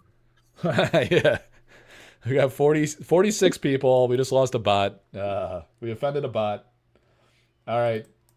So I have giveaway on the wheel. So the way this is going to work is if we hit a giveaway on the spin, we're going to go to the wheel of names of the contestants who entered and joined the Shardbugs Discord and pick a giveaway. It looks like that's how we're going to start. So the 2 Fluent giveaway is first. So we got giveaway, and then we're going to pull that off the wheel, and then we're going to spin to see who's going to win this first card. Start off with a bang. We shuffle this up good. 196 names. It's 110 uniquely distinct individuals. And then if you are in one of the paid tiers of the Collector Arthouse Patreon, you got 3 entries onto the wheel. So let's see here. There's a lot of people. This was great for Lewis and his new game. A ton of people joined his Discord. So Ben TC is if someone could please make note of which giveaway winner won which card, that'd be helpful. So Ben TC is going to be the first one, and I'll take him off the wheel so people will just win once, give more opportunity to more people. All right, Kevmo, Ben TC, write it down. Let's see what he gets. Oh, the gnome. So I pulled this as a foil today in the Alpha Box Break. Beautiful card, Vasily. I love this artwork by Vasily. If I'm not mistaken, so this one, Eric included this in the collector tier. So somebody won this original painting, and I don't know who it is. I wish I did, because I'd love to own this painting. Okay, it was an ordinary. In the samples, exceptional. Now that's the 9th copy. Oh wow! So less than 10. Less than 10. And we're gonna shuffle up the Shardbugs. So you're also gonna get a Shardbugs sample card. Let's check out what this Shardbugs game's all about. Oh, is it inverted? Oh, okay. Blessing of Soul, SOL. Support event. Once per turn, target a bug on your field. It gains +2 devotion until end of turn. Set of mechanics. Oh, so he has this like comic book style for this game, I guess, and it has like a saying here. It says, "Soul said, let this shard illuminate you." Art by, I should give the artist a shout out. Does it say Zip Draw, Kevmo? Zip Draw. So it's a foil. He's got this foiling technique. Zip Draw is the artist. Topex. What the hell are these guys talking about? Never seen those. So what I'm going to do is put that in a team bag for these guys that had. So that's going to be Ben TC. Gets that one. All right.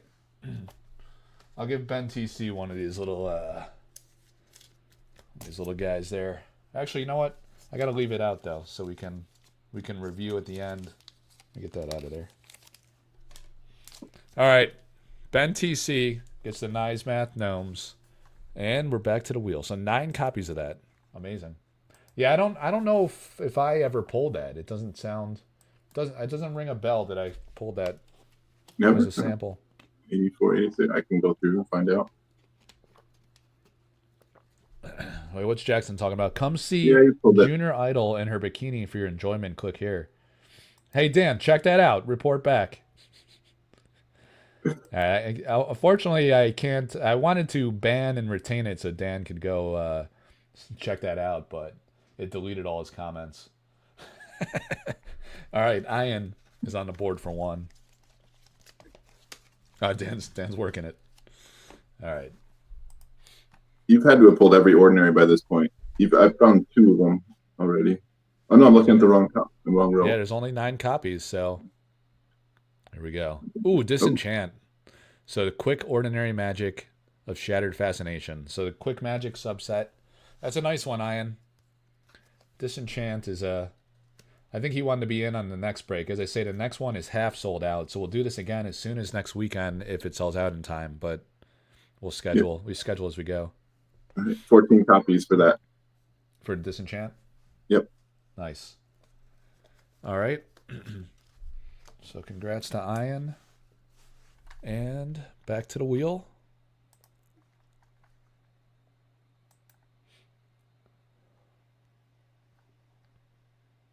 Kyle owns and Gnome's painting? No way. How did he get that, Philosopher? Did he figure out who had the collector tier? Or was he a collector tier backer? How could he not tell me this, that bastard? Wait, Kyle owns the Gnome Burrows. Oh yeah, Gnome's Hollow. Yeah, I know he owns Gnome's Hollow. He won my auction for that. Yeah, I don't think he owns Naismith. Although if he does Philo cards, I'm gonna have to talk to that lunatic. I don't think he'd keep that from me. I don't know. He might. He might have known that I would harass him. No, I think he was confused. All right, he mixed it up. That makes more sense.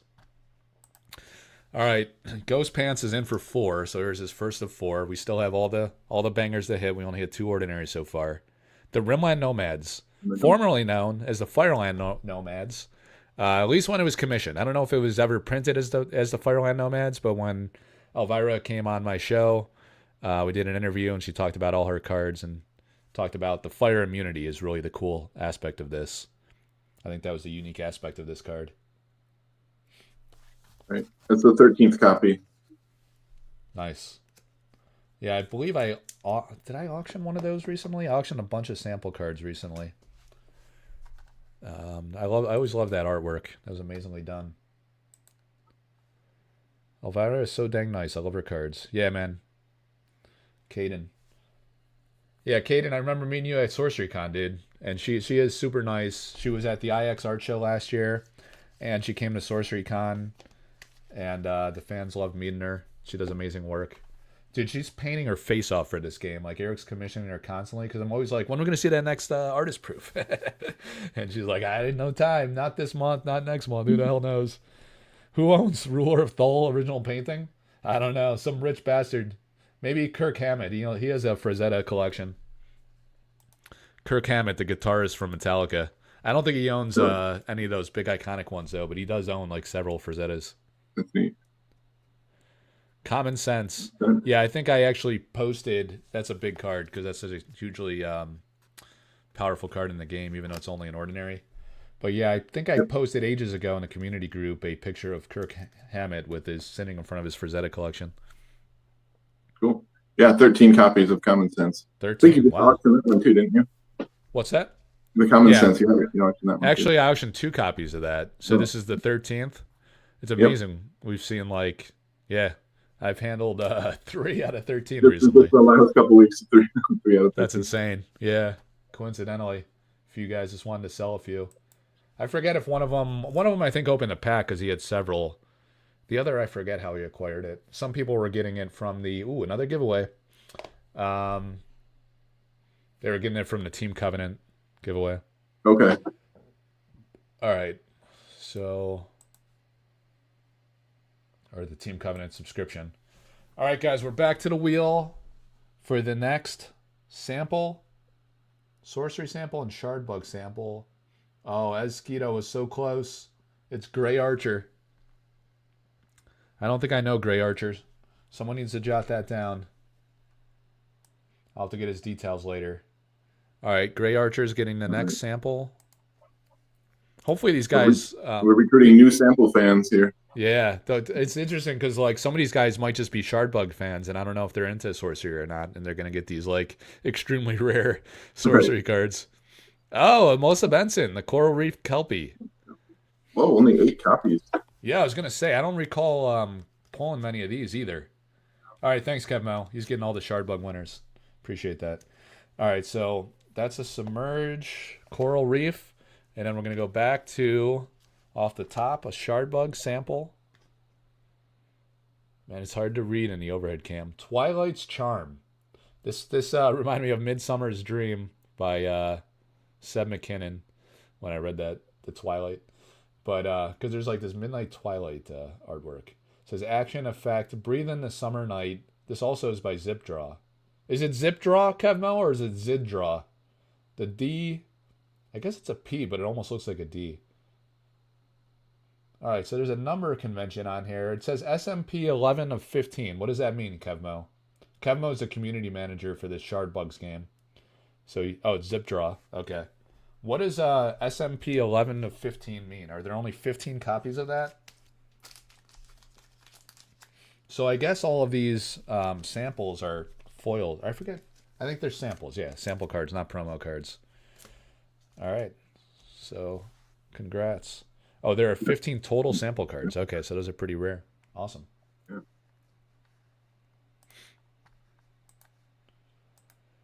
Yeah, no There's samples in Sorcery. yeah, they're all non-foil, Cards right? coming So in it's a the first set. Set one is different, called plug-in. different approach there. 15 cards from within the first set. Set one called the Beginning. Nice. I like that. All right, Matt T. All right, Matt. Oh, the Belmont Longbowman. So I did I made a post about this on the Facebook group. I wonder if I could find that quickly. I think, yeah, I showed like all the different variants. Matt, you might be interested in this because I did a feature, and I think Matt's on the, wait, was this Matt? Yeah, Matt's on Facebook. So, and Patreon. I don't know if he's on Discord or not, but I featured this in the Facebook community group. Let's see if I can find that quickly. Showing all the different variants dating back to Spellcraft and the Red Zone Rogue version of that. Let me see. Let me go to the media files. That might be the quickest way to find it. We had our Nas contest. That was fun.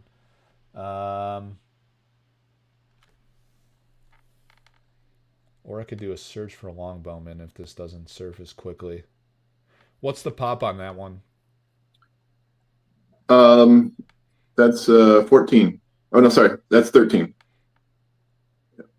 Wow. And only 4 from pledge packs. Usually pledge pack's the most numerous one, but it's only the 4th pledge pack full. That's wild. 13. So we've had a few in the low teens. Longbowman. Let's try a search. Here we go. All right. So here's the story, guys. Number 1 is a Spellcraft card. I have that in my binder over there. I won't waste time pulling that one out, but you see here that the Spellcraft version was an exceptional. It says exceptionally skilled mortals on high ground. This says ordinary mortals of considerable skill. So it was reduced from an exceptional to an ordinary. It was 3 to cast and 2 threshold. The sample card's 3 and 1 threshold. Still had 2 power. Looks like the flavor text was similar, but it had range +2 at the exceptional rarity as a Spellcraft. And then the second one is Eric's playtest cards given a Red Zone Rogue. So I acquired those. I have them on the shelf over there. That was range +1 and 3 and 1 threshold. So the same as the sample card. Ordinary mortals of great skill. So you see how much they toyed with the type line text. The Spellcraft said exceptionally skilled mortals on high ground. And I acquired those from a guy that was a consultant for the company that actually wrote a lot of the flavor text and type line text in that early era. And then it changed in the sample card. Or no, to the Eric's. This was the Red Zone Rogue version. So Eric actually printed this card in New Zealand, the second one. Are you seeing my cursor on the screen jumping around? Yeah, I can see it. Okay. Yeah, so I'm trying to point to this one. And that was Ordinary Mortals of Great Skill. Then you get to the sample card, which I have the live copy here. And on the screen, it's Ordinary Mortals of Considerable Skill. And then the alpha card said Ordinary Mortals draw on distant foes. And it says only range, not range +1. And it had 3 power. So, wow, a lot of change with that card. That's really interesting. Yeah. Nice example. Yeah. Cool piece of... Yeah, it's a great example of the evolution of early sorcery. So, nice one, Matt. I'm getting a call. All right. So, 9 left. Let's make sure we didn't jack this up. 1, 2, 3, 4, 5, 6, 7, 8, 9. Okay. See you, Josh. Just got to work. Working on a Saturday. All right, Gambit.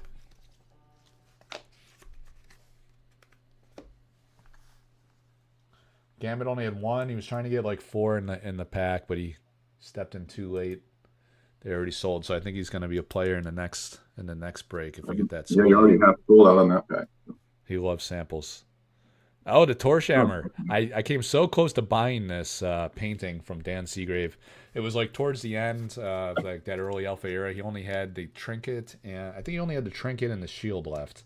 So I bought just the shield. But yeah, these relics are really cool. Yep, yeah, I like that art better. Both nights. But this is 11th copy.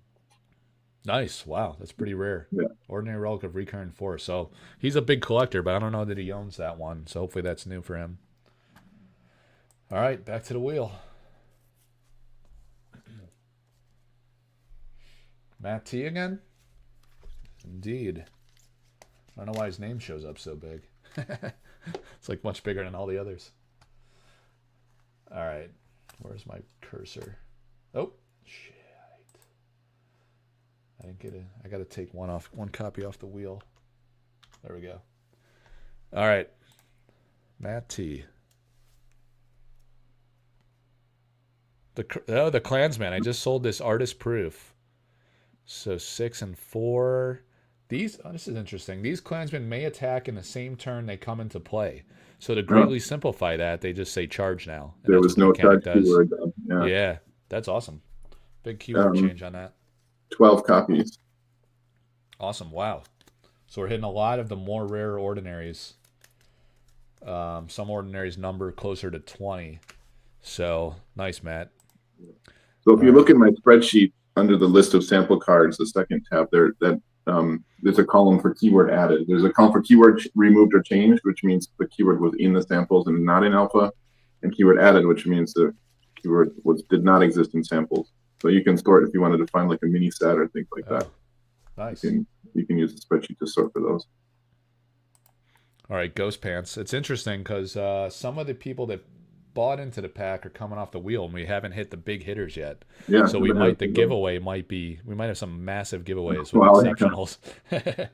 All right, Ordinary Hurricane. I know I've pulled this one before, and I sold this. So what happened here? Someone bought this painting. I think I know who bought it, and then I sold it for him, and now Maggio in the chat owns this one. I remember he bought this ages ago. He loves this one. This is a great painting by Vincent Pompetti. Yep, we've got a lot of these ordinaries that became exceptionals. Like Maggio says he needs it. And then the name change to Hurricane. So there's an Alpha Magic card named Hurricane. There's a lot of similarities between early Magic and early Sorcery. I think intentionally. Was that a Quentin Hoover artwork? If I remember correctly, I can't remember for sure. No idea. Yeah, I'd have to look it up. The Hurricane, unless I might be thinking of another one. I'm blanking on the name of it. All right, so we have 6 people left on the wheel. What was the pop on the Hurricane? Did you say 12? Oh, 12. Wow. All right, another one that's pretty rare. All right, so did I miss this? Let me just make sure I missed this up. 1, 2, 3, 4, 5, 6. And you're not always guaranteed an elite or unique, but it's rare that it's not in there. And we should be getting 3 exceptionals. I think there was one anomalous pack that had all ordinaries, if I'm not mistaken. So that's also I don't remember that happening. No? Okay, maybe I'm misremembering. Which type of pack do you think it was? Red Zone Rogue, I was thinking. I don't know if it was him or one of my own. It wasn't him, no. Okay. He had a missing card, but there was none. There's always been exceptionals as far as I remember. Okay. In one of my own packs, maybe 2 of my own, there was no elite or unique.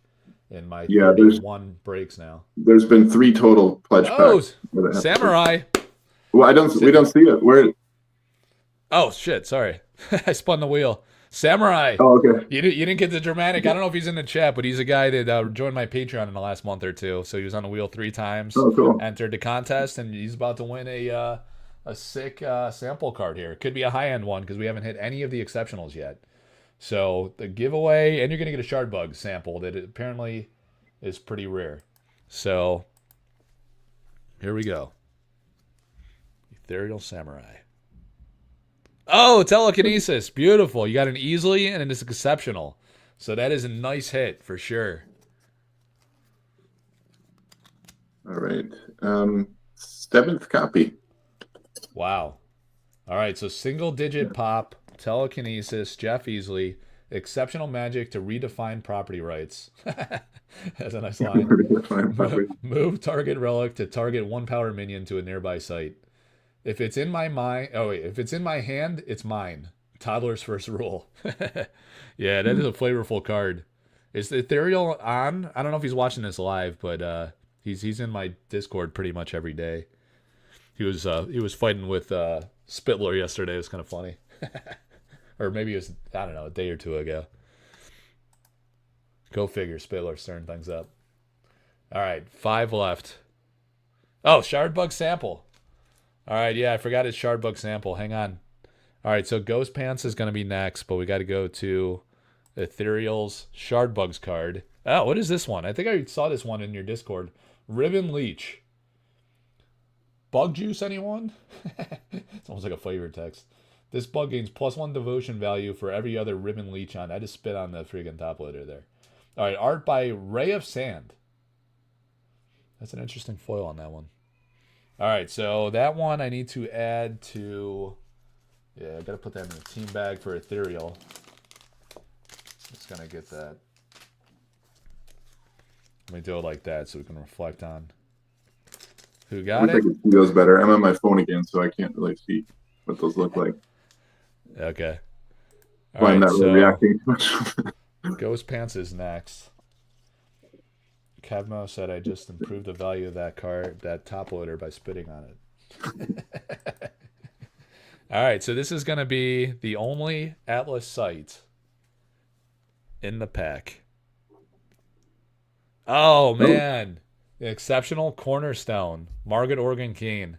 This was a very popular artwork early on. I remember this was this very just interesting kind of like abstract take on Cornerstone. I don't know. I should have asked her at Sorcery Con more about this and like how she came up with this concept. It's an exceptional site to expand your domain. Sick. All right, 5th copy of that. Wow. These exceptionals are insanely rare. All right, good. So Ghost Pants had 4 in the pack, and you got a pretty high-end sample there. We got 4 left on the wheel. We hit 2 of the exceptionals. We should hopefully have a hit. We have Matt T's on here twice, and we have 2 more giveaways to go. And then actually, I got to do 1 more giveaway for the pair of altar cards. I'll do it as a pair. I don't want to separate them because they go together. All right, Matt T. Matt T, hopefully, will hit some nice luck here down the stretch. All right, another spell book. Haste. Ordinary Magic of Utmost Urgency. Drew Tucker. Amazing artwork on this one. Super creative. All right, 16 copies. Awesome. So this is target minion gets +1 movement and may move attack right away when summoned. Draw a spell. Do you know off the cuff if this stayed as a fire spell? I think it might fire. have. Yeah. So, yeah. I remember the red box design. It's the name change. It changed from Haste to... It's funny because I remember it as Haste because I believe I own a Spellcraft copy of this. And it's Mad Dash now. Yep. Yeah. Good call. Nice. Name change is big. There's not a ton of those, really. There's some tweaks, but a full-up change like that is pretty cool. Yeah. About 42 name changes. 42. Wow. Actually more than I thought. But it could be a subtle, just one word. Yeah. Yeah, yes. Even if it's like from plural to singular or something. Right. Yeah. Subtle change. All right. Giveaway wheel. Here we go. 193 names still left on the wheel. We passed Angerworm, Miltumad, Garrison, Melboos, 666. So a few of the giveaway winners, I do not recognize their Discord names, so I don't see them in the Sorcery Discords. They must be Shardbug people. So they're going to be probably pretty excited about the Shardbug giveaway, and then we'll see. Maybe they'll get into Sorcery, or maybe they'll want to just resell these. All right, jot it down, Kevmo. Melboos. First, I'll go with his sample card from Sorcery, and then I'll get one from Shardbugs. Bane Spider. All right, so you got the last exceptional. It's a Brian Smith who's massively popular. So this will be a desirable card. We'll see what this guy wants to do with it. An exceptional Mythic. So we have another Mythic. I think I sold a couple copies of the Aveline Dryads, which had this Mythic nomenclature. Yeah, ordinary Mythic. This spider destroys another minion on its location. So nice. All right, 6 copies. 6 copies. Wow. So it's ironically more rare than the Shardbugs sample card, which is also pretty rare. And here we go with that. All right, we have a Flyby Ranger. Check out the foil in there. This looks like the Mothman a little bit. I don't know if that's blasphemous to say, but zip draw again. It's a dirty job, and I love it. So what's up with this, Kevmo? There's no mechanic in the box. Oh, it's like a real early one then. Yeah. Is this like something that's evolving and is going to change in the mainstream set? Or is that like a thing where this does something else based on some of the other symbology? That's a vanilla bug, so that's okay. No ability. Yeah, I don't know anything about the gameplay of Sharp. Oh, no ability, got you. Vanilla bug, interesting. All right, we got 2 left from the primary wheel. We got one more giveaway and one more for Matt T. 2 fluent giveaway. All right. So I'm going to remove that. Here we go for the giveaway. 2 cards left. A giveaway winner stands to potentially win. Oh, is it? Yep. Fuglevig. He is in the Sorcery Community Group, and this is a sorcery guy. And he's got a chance here to win the Grail of the Pack, potentially.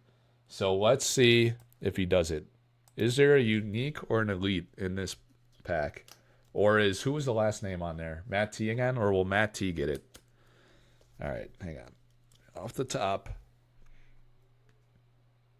Sandstorm Ordinary. All right, so Matt T may be getting the money card unless we got burned by this pack. So this is high drama. Yeah, it could. I don't know, man. I'm a little nervous because it's the last card in the pack, and we're going to find out if there's no elite or unique, and it could just be an extraordinary. That has happened at times. Yep. 16 copies of Sandstorm. All right, 16 I love copies. the art on that. I know. This is so different. This really stood out to me when this set came out. And it even across Drew's own portfolio, that's great. I think, if I'm not mistaken, I think a guy in Europe bought this original painting and he showed it to me ages ago. I don't know how long Discord DMs stick around, but I know he DM'd it to me ages ago. All right. Black Ranger Ants. Attack formation. When this bug is played from your hand, put the top card of target enemy's deck into their splat zone. So it basically makes them discard a card from their deck, I guess. That art's pretty wild. So another one from Zip Draw. Looks like he did a lot of art for this game. So it says 3 of 15 on this one. That's pretty cool artwork. A lot going on there. Gorgeous art, says Kevmo. Kevmo's into the bugs. All right. So that one, I think the guy's in Europe who won that one. All right. So obligatory spin of the wheel. Let's hold off on the drama and the suspense. Do one more spin of the wheel, and this is going to be for the Paired Altars by Leslie Stowe. So we'll get a look at those. They're a Nosferatu design. Oh, it just missed on Gambit, man. All right, so it's Dogdo. Dogdo 43. What a name. You got that, Kevmo? Dogdo. I should have Dogdo, hopefully he likes Sorcery Altars. If he doesn't, it's a shame because it almost landed on Gambit. I know Gambit's a big art guy. So let me show these really quick. And yeah, so 2 Fluent won the auction on these and decided to give them away. And he's going to give it away to, this is a Paired Altar. It's tough with the top loader, but you see it's like it's a two set. Death Speaker and Seer. So that'll be given away.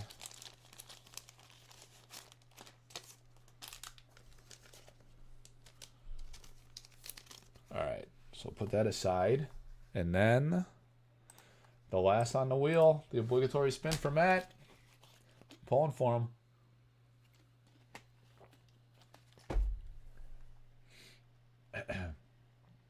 All right, let's see it. All right, Matt. Back to the overhead. No whammies, come on. Yeah. Oh, the Mask of Mayhem, the finish. Wow, what an iconic card. So this was in the a poster in the original store kits. The Right. Mask of Mayhem, 7 to cast, Dan Seagrave, one of the great artists of sorcery, metal album cover artist Dan Seagrave, an elite relic in the midst of a mad melee. The bearer of this mask must attack when able. Nearby combat damage is doubled. So this is one of the combo cards that must attack when able. Mask of Mayhem. Wow, All that right. is such an incredible, amazing artwork. You really got to take in the surroundings. Beyond the mask itself, of course, is incredible, but just like the creativity of the setting he designed on this is amazing. We'll be up third copy, only 3. Wow. Was one of these pulled by Team Covenant, I want to say? Yeah, it looks like it. An Art Pack, Team Covenant. Yep. I have source number 14. And Maybe a Red Zone Rogue? no, this was just a guy on Discord. Wow. Okay. Anthony, he was selling on Discord, I think. Oh shit. Okay. Wow, that is a beautiful hit. First time I've ever pulled it for sure. Obviously, we just confirmed that. So the Mask of Mayhem, congrats to Matt. That's incredible. Haste, Cornerstone, Hurricane, Highland Clansman, Torcharmer, Belmont, Common Sense, Rimlad, and Disenchant. And then the giveaway winners were the Sandstorm, Bane Spider, Telekinesis, Coral Reef, and the Gnomes. That's a pretty solid pack. Again, this was like one of my packs, so it's always bittersweet. You see, at least it wasn't Predestination or Philo Stone. I could kind of live with myself, but that is a pretty iconic one. And I might have that poster somewhere. I forget. I thought I like, tried to acquire those posters from that kit back in the day, but I don't know what I did. That's actually the one poster we have.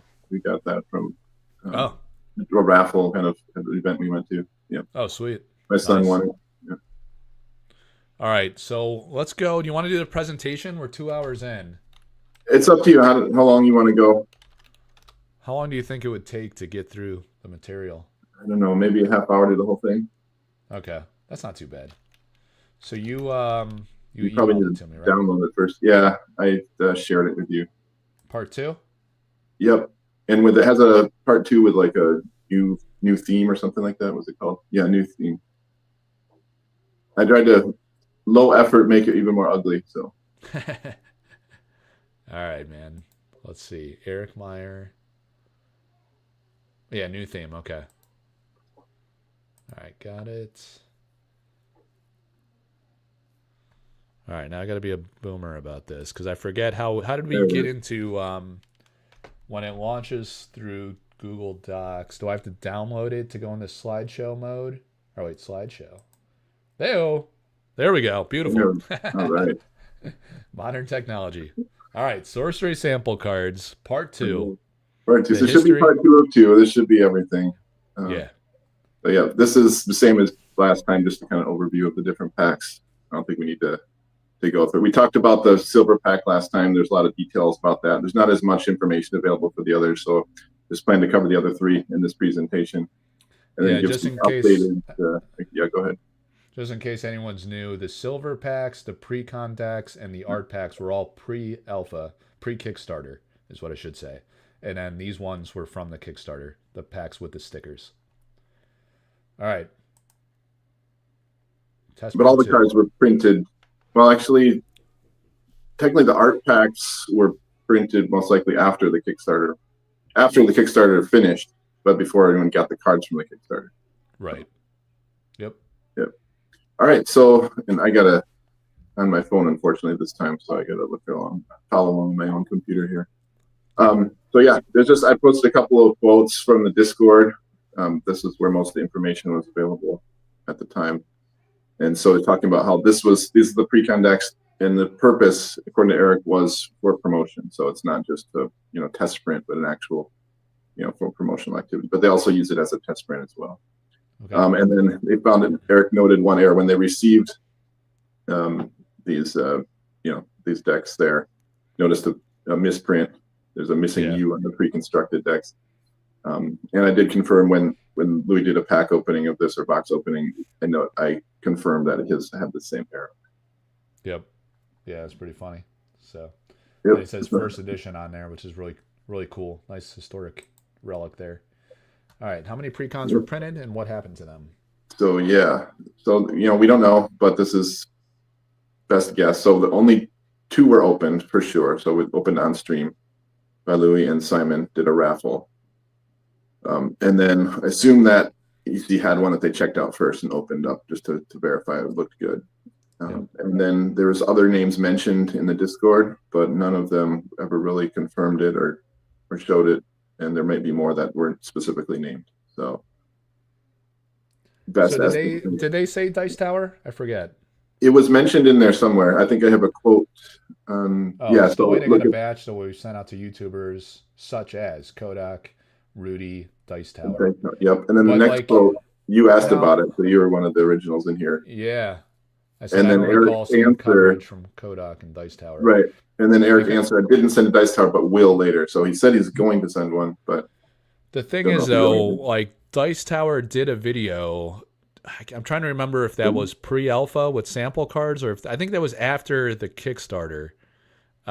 They kind of did a feature promotion of the game. I think I can't remember. You got to go to Dice Tower YouTube channel. I searched. I didn't find it when I searched. I don't think. Okay. But YouTube search doesn't always work well. So. Yeah. All right. Cool. But so the estimate maybe 8 or so, but it could be more, it could be less. We don't really know. But I haven't seen like lots of them floating up like the avatars. I don't think we've seen more than 2, so it could be just only 2 out there, really. Yeah. That's been opened. Very rare. Cool. All right, and changes to the printing. So Hayne did a couple videos on this. Just I recommend watching some of the earliest videos of his channel. You can go to Wizards Den channel and go to the oldest videos. It's all about sample cards.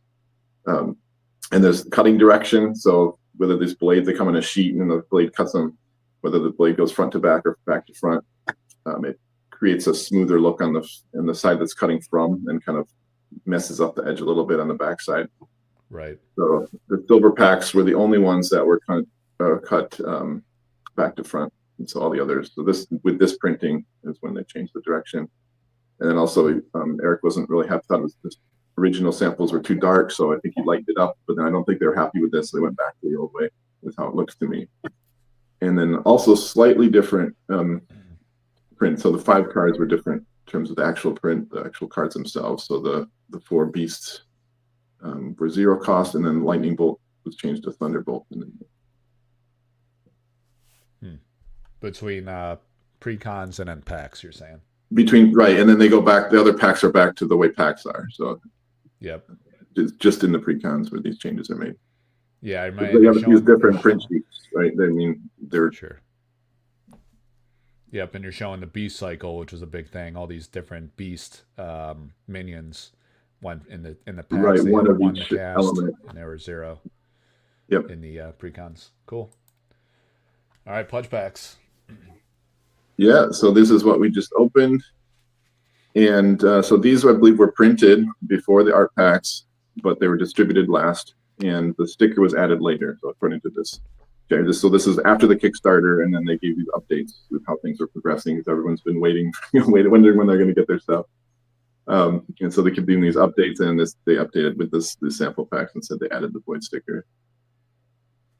Yeah, because there was a lot of they were getting a lot of questions in the Discord at this time, pre Kickstarter, about when those come out, because we saw some of the silver packs, as we call it, which are just packs that had no sticker indication at all, and people were like, how do we know? Is there a way to verify provenance of these, or make them, more validated they're real if we want to keep them sealed, if we're getting them in our right. Kickstarter backer? So they added these void sticker for the people that got them in Kickstarter. Cool. Okay. Yeah, and you can see the count here. I mean, these are known exactly how many were released. It's the only tactic that we really know exactly how many are out there across the pledge tiers. Yep. Yeah, it's interesting because there was 100 of these early bird tiers, so those were spread pretty wide and far. 100 people only have 1 pack, so there's what happened to this? I think I've probably acquired some incidentally over time. I certainly got some from collector tier people that had 4 packs. And then the avatars got 12 each, so we're seeing some of those cycle through these breaks across all categories, really. I tried tracking those. I got some. Let me check out how many I got.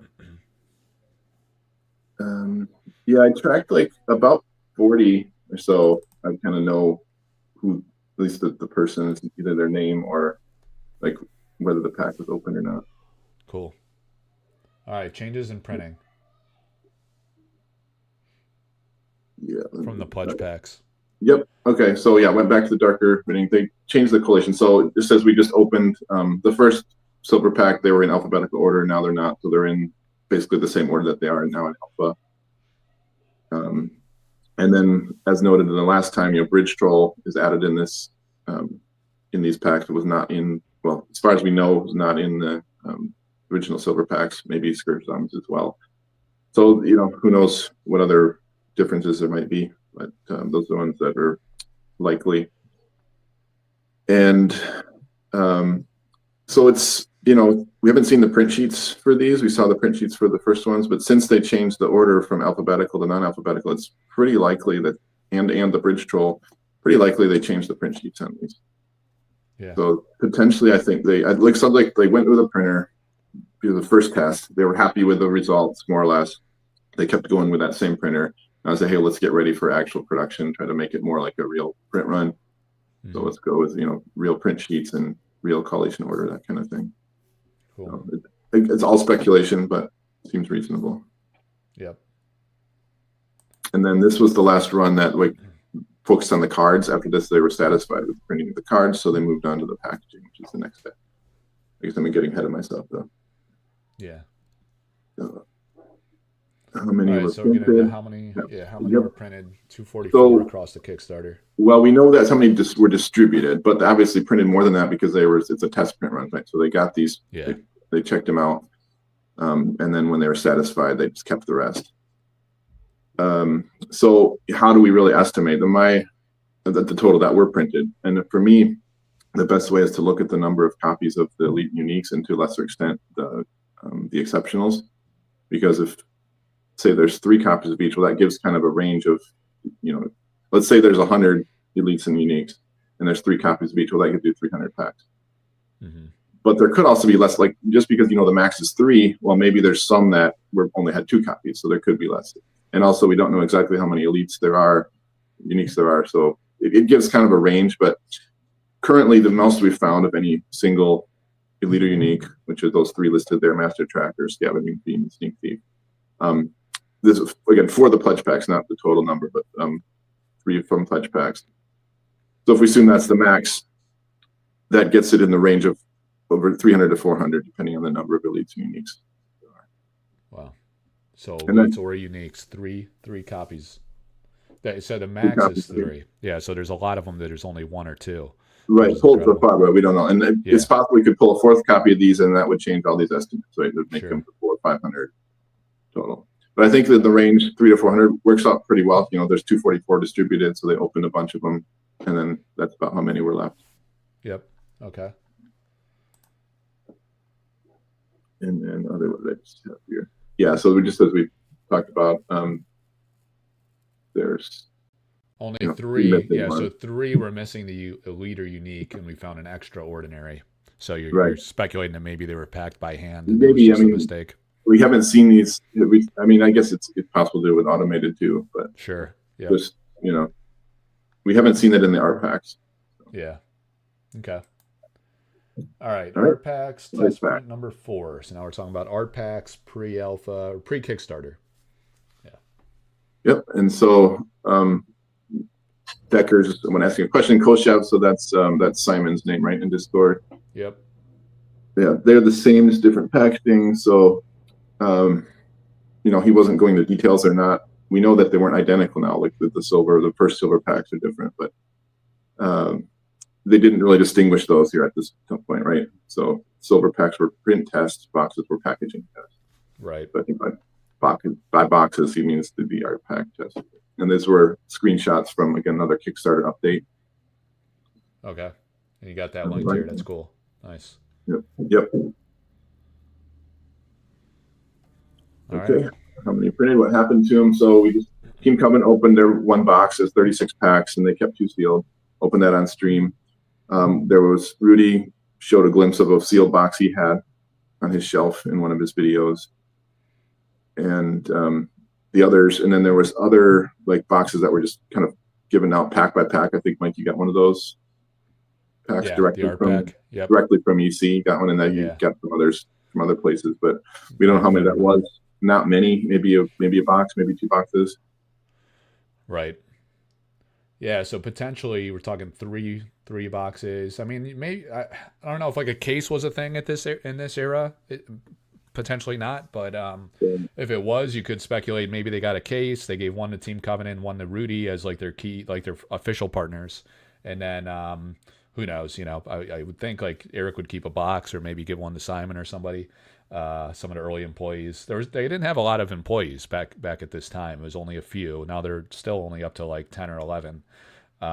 So very early on, we're talking a few boxes of the art packs. So those individual packs are extremely rare, and they're not really out there in the wild because Team Covenant opened almost all theirs, only kept 2 sealed, and Rudy kind of flashed one in the background. Although he's doing a giveaway of his own, so we speculate or not a giveaway. In his next sale, I think he's gonna include a sample pack. So I would assume that he opened that box and he's using it as like a promotion. Yeah, I'm really curious what he's doing with that. Did he say like a graded sample card with every order or something?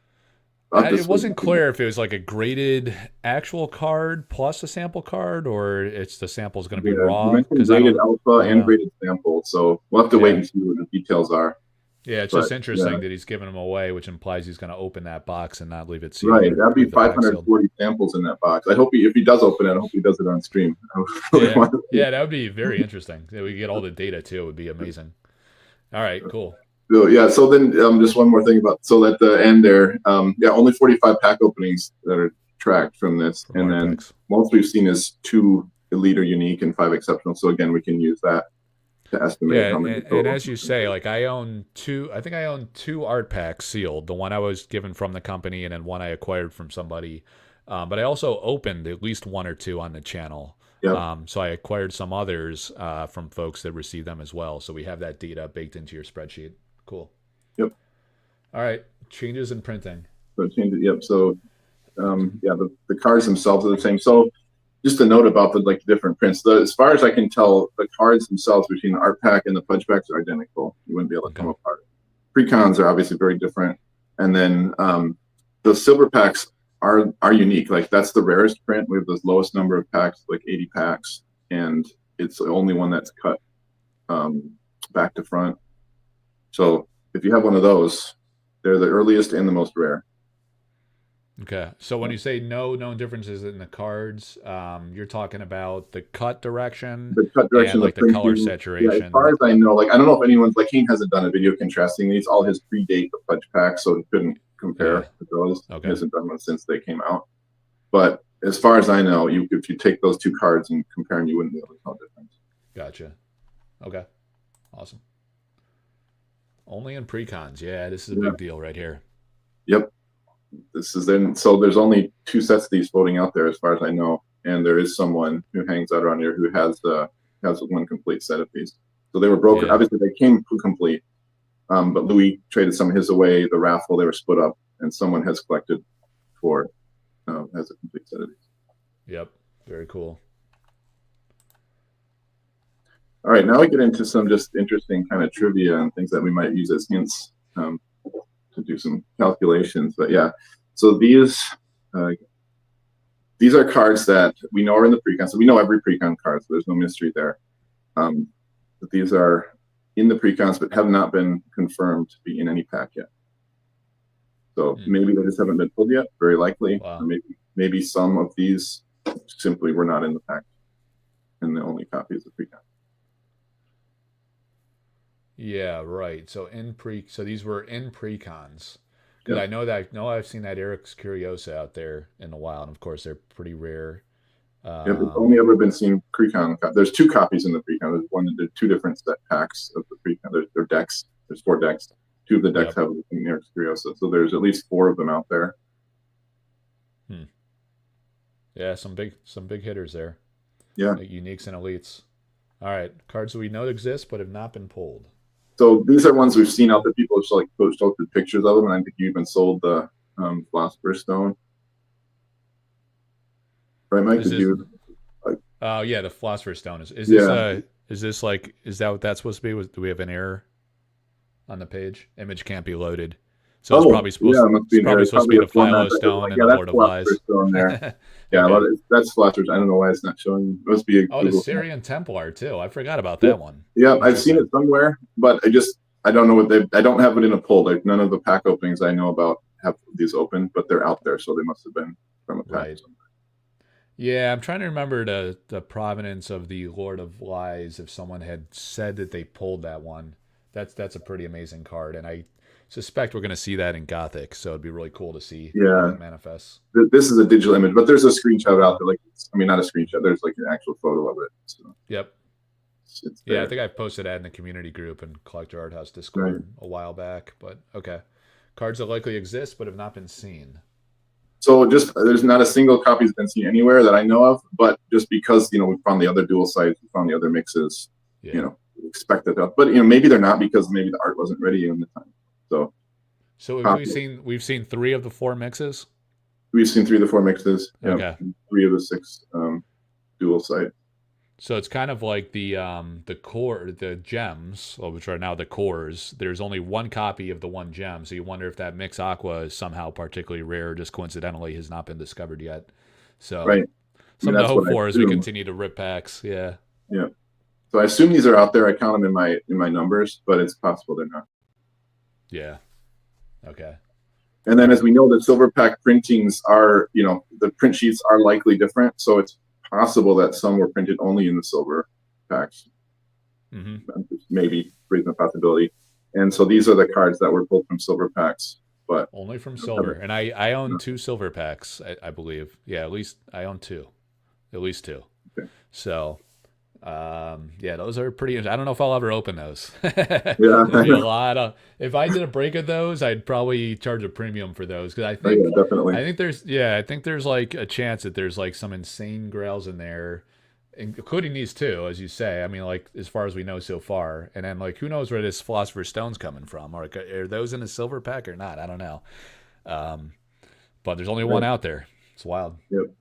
If you notice, there are all these names are like at the top of the alphabet because that's kind of they're in alphabetical order, and those are the ones that were open. So yeah, if you went through the whole alphabet, that was from the Red Zone Rogue opening when they gave them 12 mostly packs. Yeah, there's a few others that have been opened, but the Alchemical Huck and the Book of Kells for sure because I auctioned those ages ago, and they went. If I auction them now, like they ironically went way too cheap. I think if I auction them now, they'd go for a fortune, but. Yeah, those are beautiful cards. Beautiful. And both Francesca Brawl, big artist. Yeah. Yeah. Yep. And you can order these prints from her website too. Yeah. So, 3 of these are in pre-con, so not. Okay. Yeah. How many uniques and elites are there? These are very rare. So there's been I don't remember where the 94 plus 3 comes from. So 94 have been pulled from packs, and 3 are the ones that from an earlier slide, like the Syrian Templar, and that I know exists but haven't been pulled. So we've seen 97 release uniques pulled from packs, and then we have the other one. So, it's in this range. Obviously, there could be other ones that we don't even know about it, so there's no maximum really. But yeah, that's okay. So that's elites and uniques, all right? Because I was going to say that's more than the number of uniques and alpha. Rares, but they're in samples. They're completed. They're the same. They're the exact same thing. You could call them rares to simplify it. Okay. Yep. And so I'm estimating a couple different methods to estimate how many are total there are. So if we look at the precons, we know there's 38 total rares in the precons. 26 of those rares have been pulled from packs, and 12 have not been pulled. Okay, you following me? Yep. All right. So if we take that same ratio and apply it to the rares that are not in precons, then we can kind of estimate how many. So there's been 68 of those rares that are not in the precons pulled already, and if that represents about 68% of the total ones, then that gives another 31 or so, unpulled rares, which would give about 99. So. Yeah, and interesting, assuming all precons are in packs, that seems likely. I don't know why they would really change, because I don't think they were trying to play games with, like, making certain things more rare than others. This was just a matter of test printing, and it's more logical that you'd want to reprint when you test print. You're changing and you're printing again. It's usually you're trying to play with color saturation and things like that. So you want kind of like those same cards to be able to compare to. So yeah, You think so, but yeah, but there were some changes made. So yeah. I'd expect most of them, but I wouldn't be surprised if one or two of them were not in. But I would expect that most of them would be in. Yeah, if they wanted to test, like there, I wonder if I speculate, maybe they wanted to try a few more. And like when you're working with a print sheet, you can only have so many per sheet. So maybe they got rid of a few and added a few. That's also plausible. Okay. All right. And then this is my other method. So that method goes about 137. So then this is from the pictures from the the first printing, and I just did some tried to find things that are so this pack here, that's the pack of rares, and then compared to a known distance, tried to estimate it, and I got about the same range. The two pictures gave me slightly different answers, but I got a similar range of 130, 140 something. Yeah, in the Zoom, I didn't catch this. This looks like these are individual sample packs here, and you see where my cursor is. I mentioned that. Yeah, so that's pretty interesting. Yep. So there's the two. Yeah, I talked about this on the first stream. But yeah, there are two boxes. So that's 72 packs, and there's a loose packs there, which looks like about 8 packs to me. So that's why I'm saying that's where 80 packs comes from. Yeah, I wonder why that's separate and bagged like that. That's kind of interesting. Well, just because I don't think the printing, like the order size, probably wasn't dependent on number of boxes. It's just a flat. That makes sense. They just ordered 80 because that was whatever.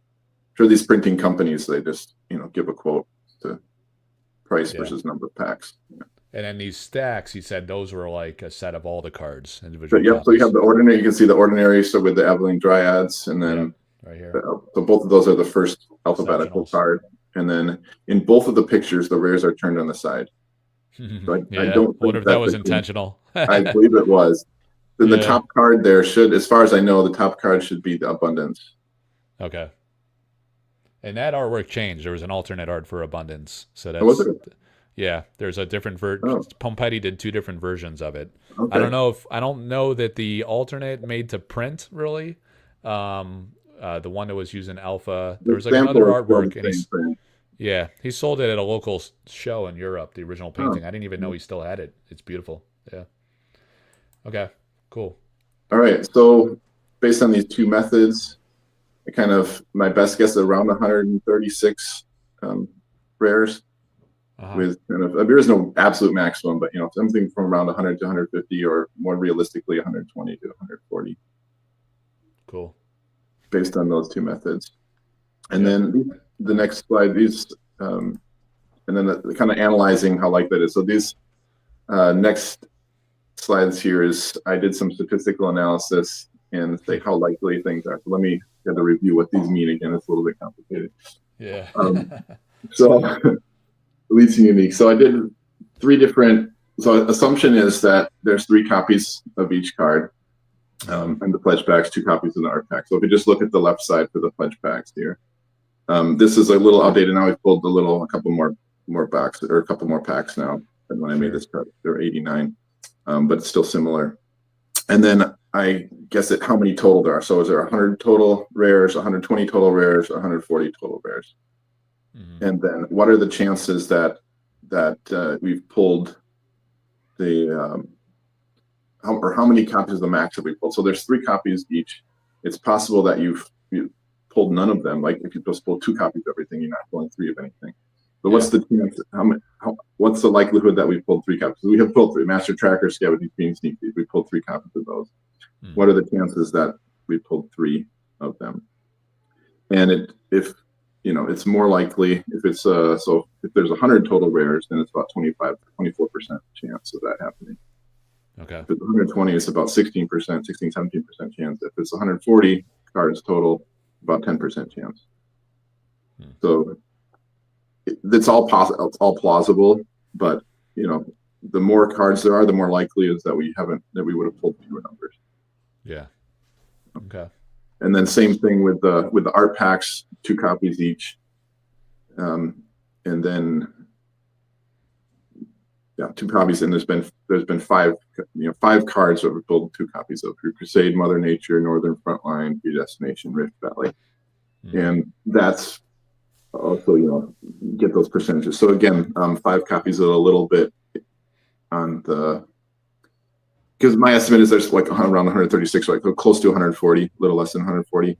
Both of these, so it's a little on the unlikely side. Like this evidence here points to having fewer number. It's certainly possible. 10% is not ridiculous. 15% not ridiculous. But based on both of these, it's kind of a little more likely that the number is lower. The number of total rares is lower. Gotcha. That's kind of. I hope I'm not really good at explaining that. Oh, you got a. Oh, and if you, I got the. Sorry, got the end. I forgot about that. A little. So those are the actual. That's what's the actual situation. Okay. Chance of copies pulled versus total cards. And this is something similar for exceptionals, but not the same thing. We haven't pulled the max copy. So I'm assuming in pledge packs, I believe there's 9 copies. You kind of have to match that, right? Because there's 1 rare, 3 elites. So those are going to be kind of a match. So we're talking, yes. I mean, that's an important point. Single digits for exceptionals. They're extremely rare. That's wild. Yep. 9 copies of each in the pledge pack, 6 copies each in the art packs. Yeah. And so what's this is not asking, because we haven't pulled 9 copies of any of them. Yeah, just 5. So it's not about how many of the max you've pulled, it's what's the most number you've pulled. And at this point, which I think we just pulled telekinesis, so I actually just pulled the 6th copy today on the stream. Okay. Which changes it to the other one. But you can see 5 and 6 are both by far the majority and very unlikely to pull 4 or 7 copies. So it's basically 50-50, whether 5 copies or 6 copies. Okay. So we're all good there. Awesome.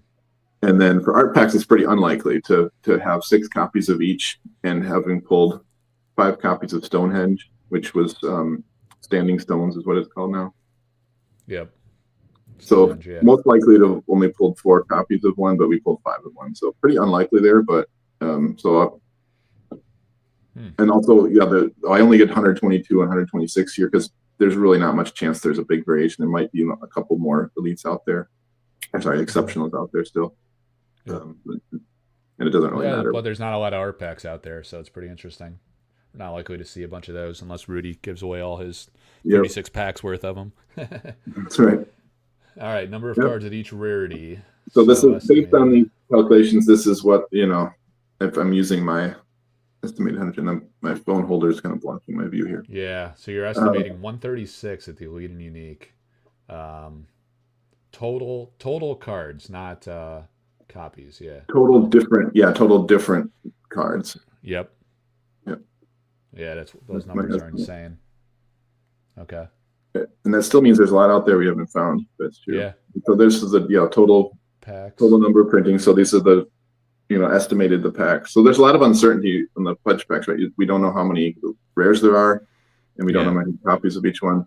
But this is again just my best estimation. These are going to be a little higher than the estimates I gave last time because I did some of these analysis since I gave the first half of the presentation.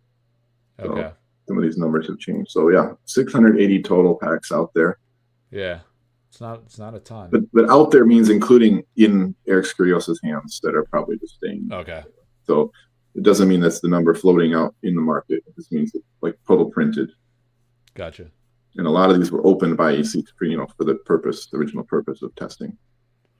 Okay. So the highest number of copies is pretty interesting too, because we've silver. I mean, it's biased by the number of packs that are out there in the wild. There's not a lot of silver packs out there. There's not a lot of art packs. So the pledge pack's probably the most relevant. The highest number at ordinary is 12. I thought it was closer to 20. No, that's the total. So when we run the stream and pulling, that's the total, adding up all of these from different sources. Okay. Yeah, but the sources vary based on the different different packs. Okay. Yep. Yeah, we have a variety. Yeah, our sources span all those. Interesting. Okay. Right. Yeah. So you could have, in aggregate 12 plus 8 plus 4. I mean, that's why some are pushing 20. They're pulled from various sources. Okay.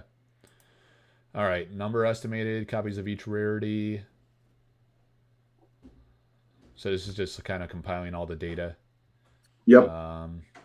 So there's not necessarily the same number. So there's decimals there. Like we know the silver packs, there's like over 100 rares, but there's only 80 packs, so we can't have them all.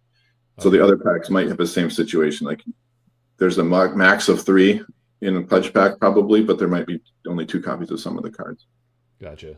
So that's how that comes out. And I think that's your final slide.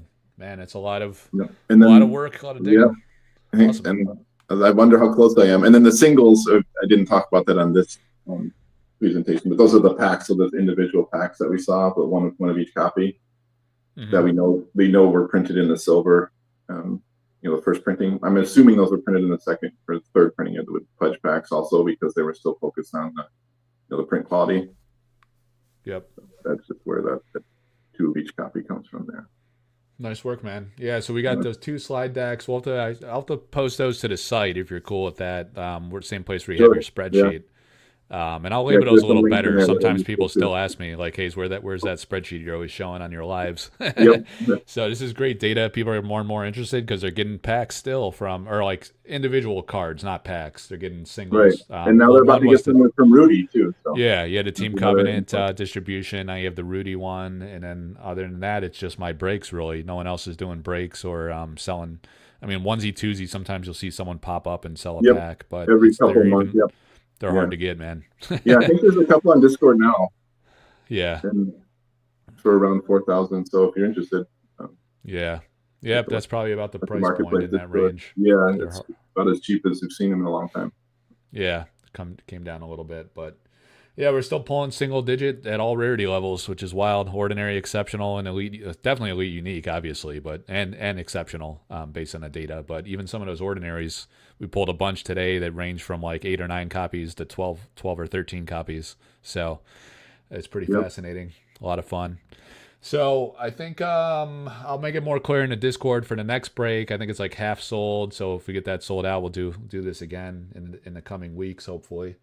And yeah, good stuff. Thanks to Lewis and Shardbugs for the giveaway. 5 lucky winners did pretty well, and saw some of the Shardbug cards. So that Kickstarter is coming out in March. Playmats featured. Going to be selling those pretty soon. Just trying to nail down pricing and where I'm going to print from. And so join the Collector Arthouse Patreon and Discord and the Sorcery Community Group. When we get to 2K, someone wins that uncut sheet. So that's going to be pretty exciting.